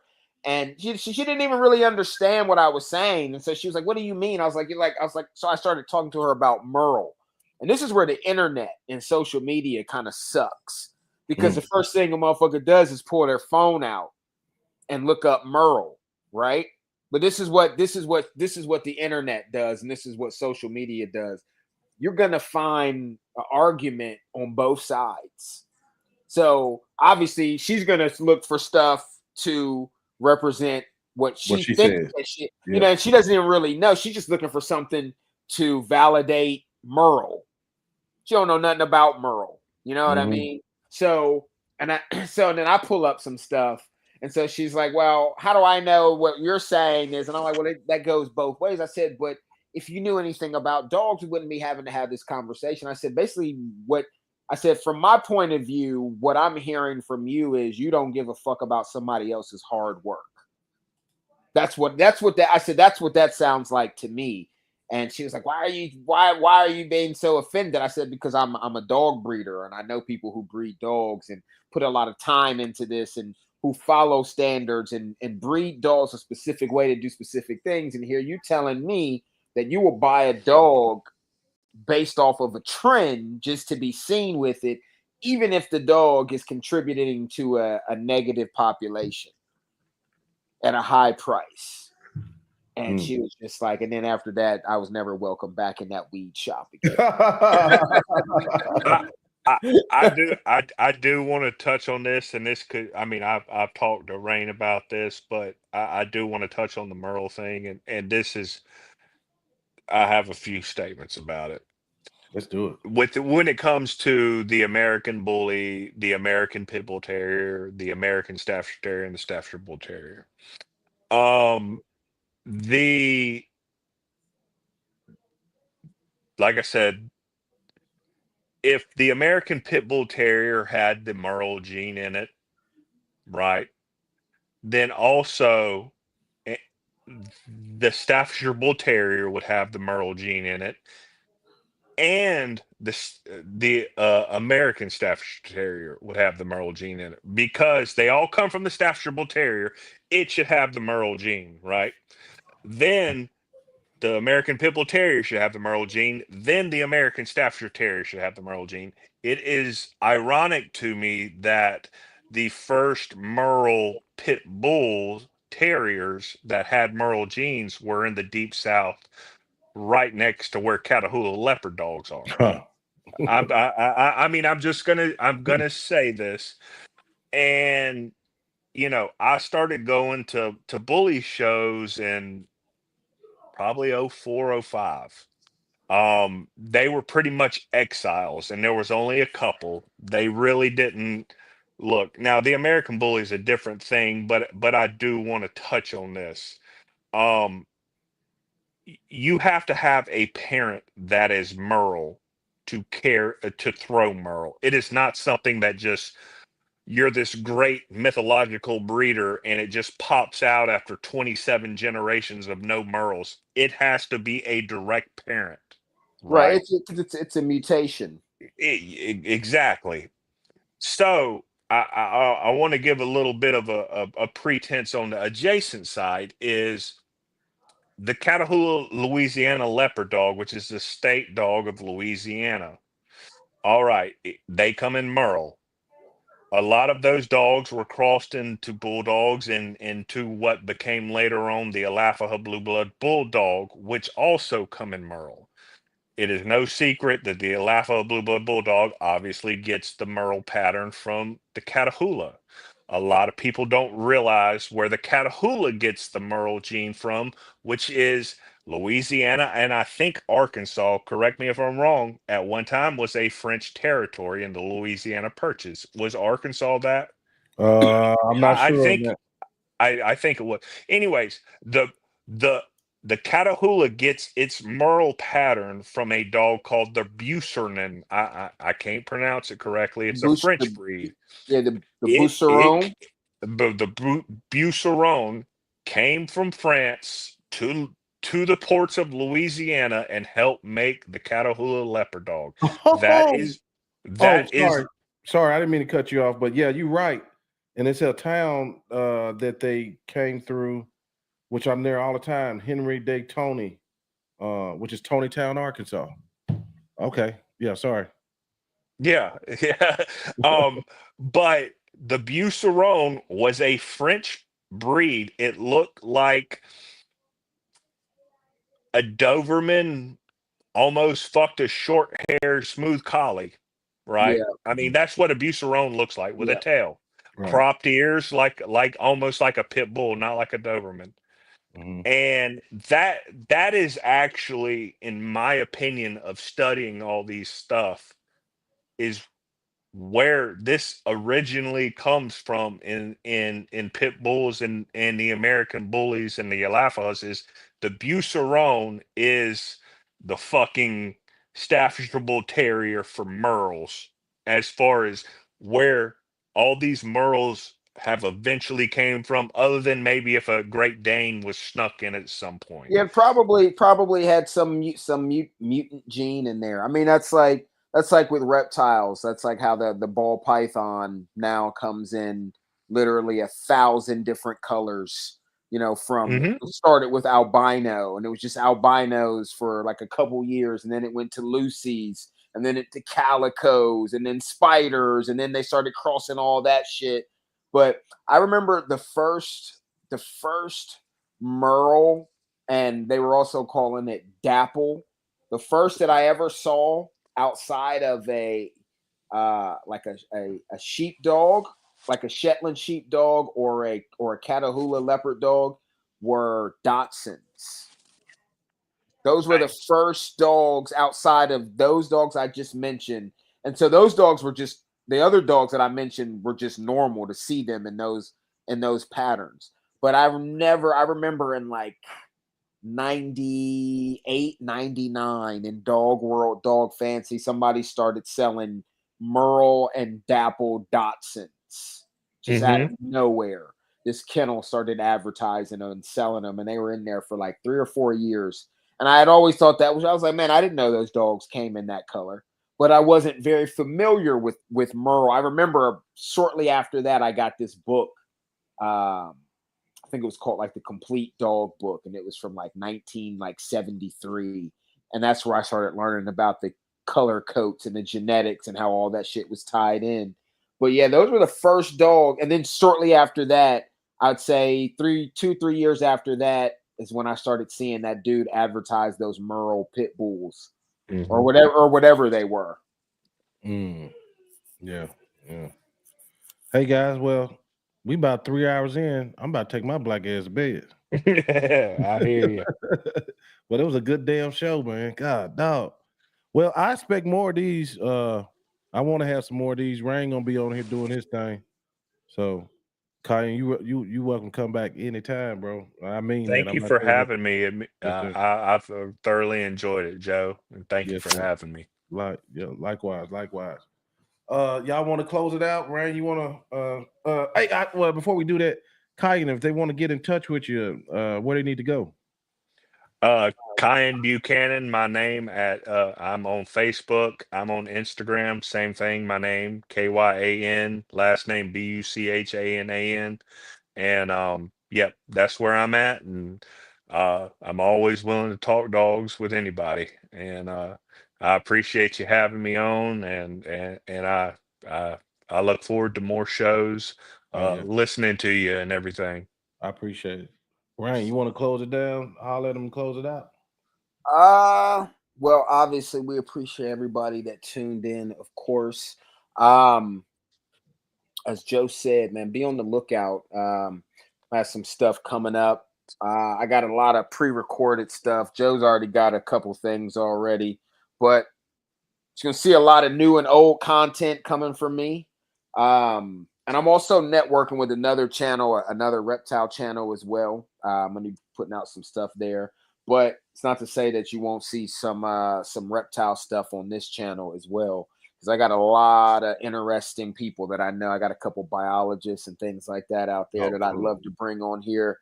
Yeah, I got a guy he's in Madagascar right now. Like all he does, he just travels and just takes pictures and records everything that he does. So, I got people like that. I definitely want to, give you guys a different perspective on what's going on out here besides canines. So, right. But besides that, that's it. Like everybody be safe out here. Smoke good. Take care of your take care of your loved ones and your animals. That's all I can tell you. There we go. Until next time. Till next time. Deuces.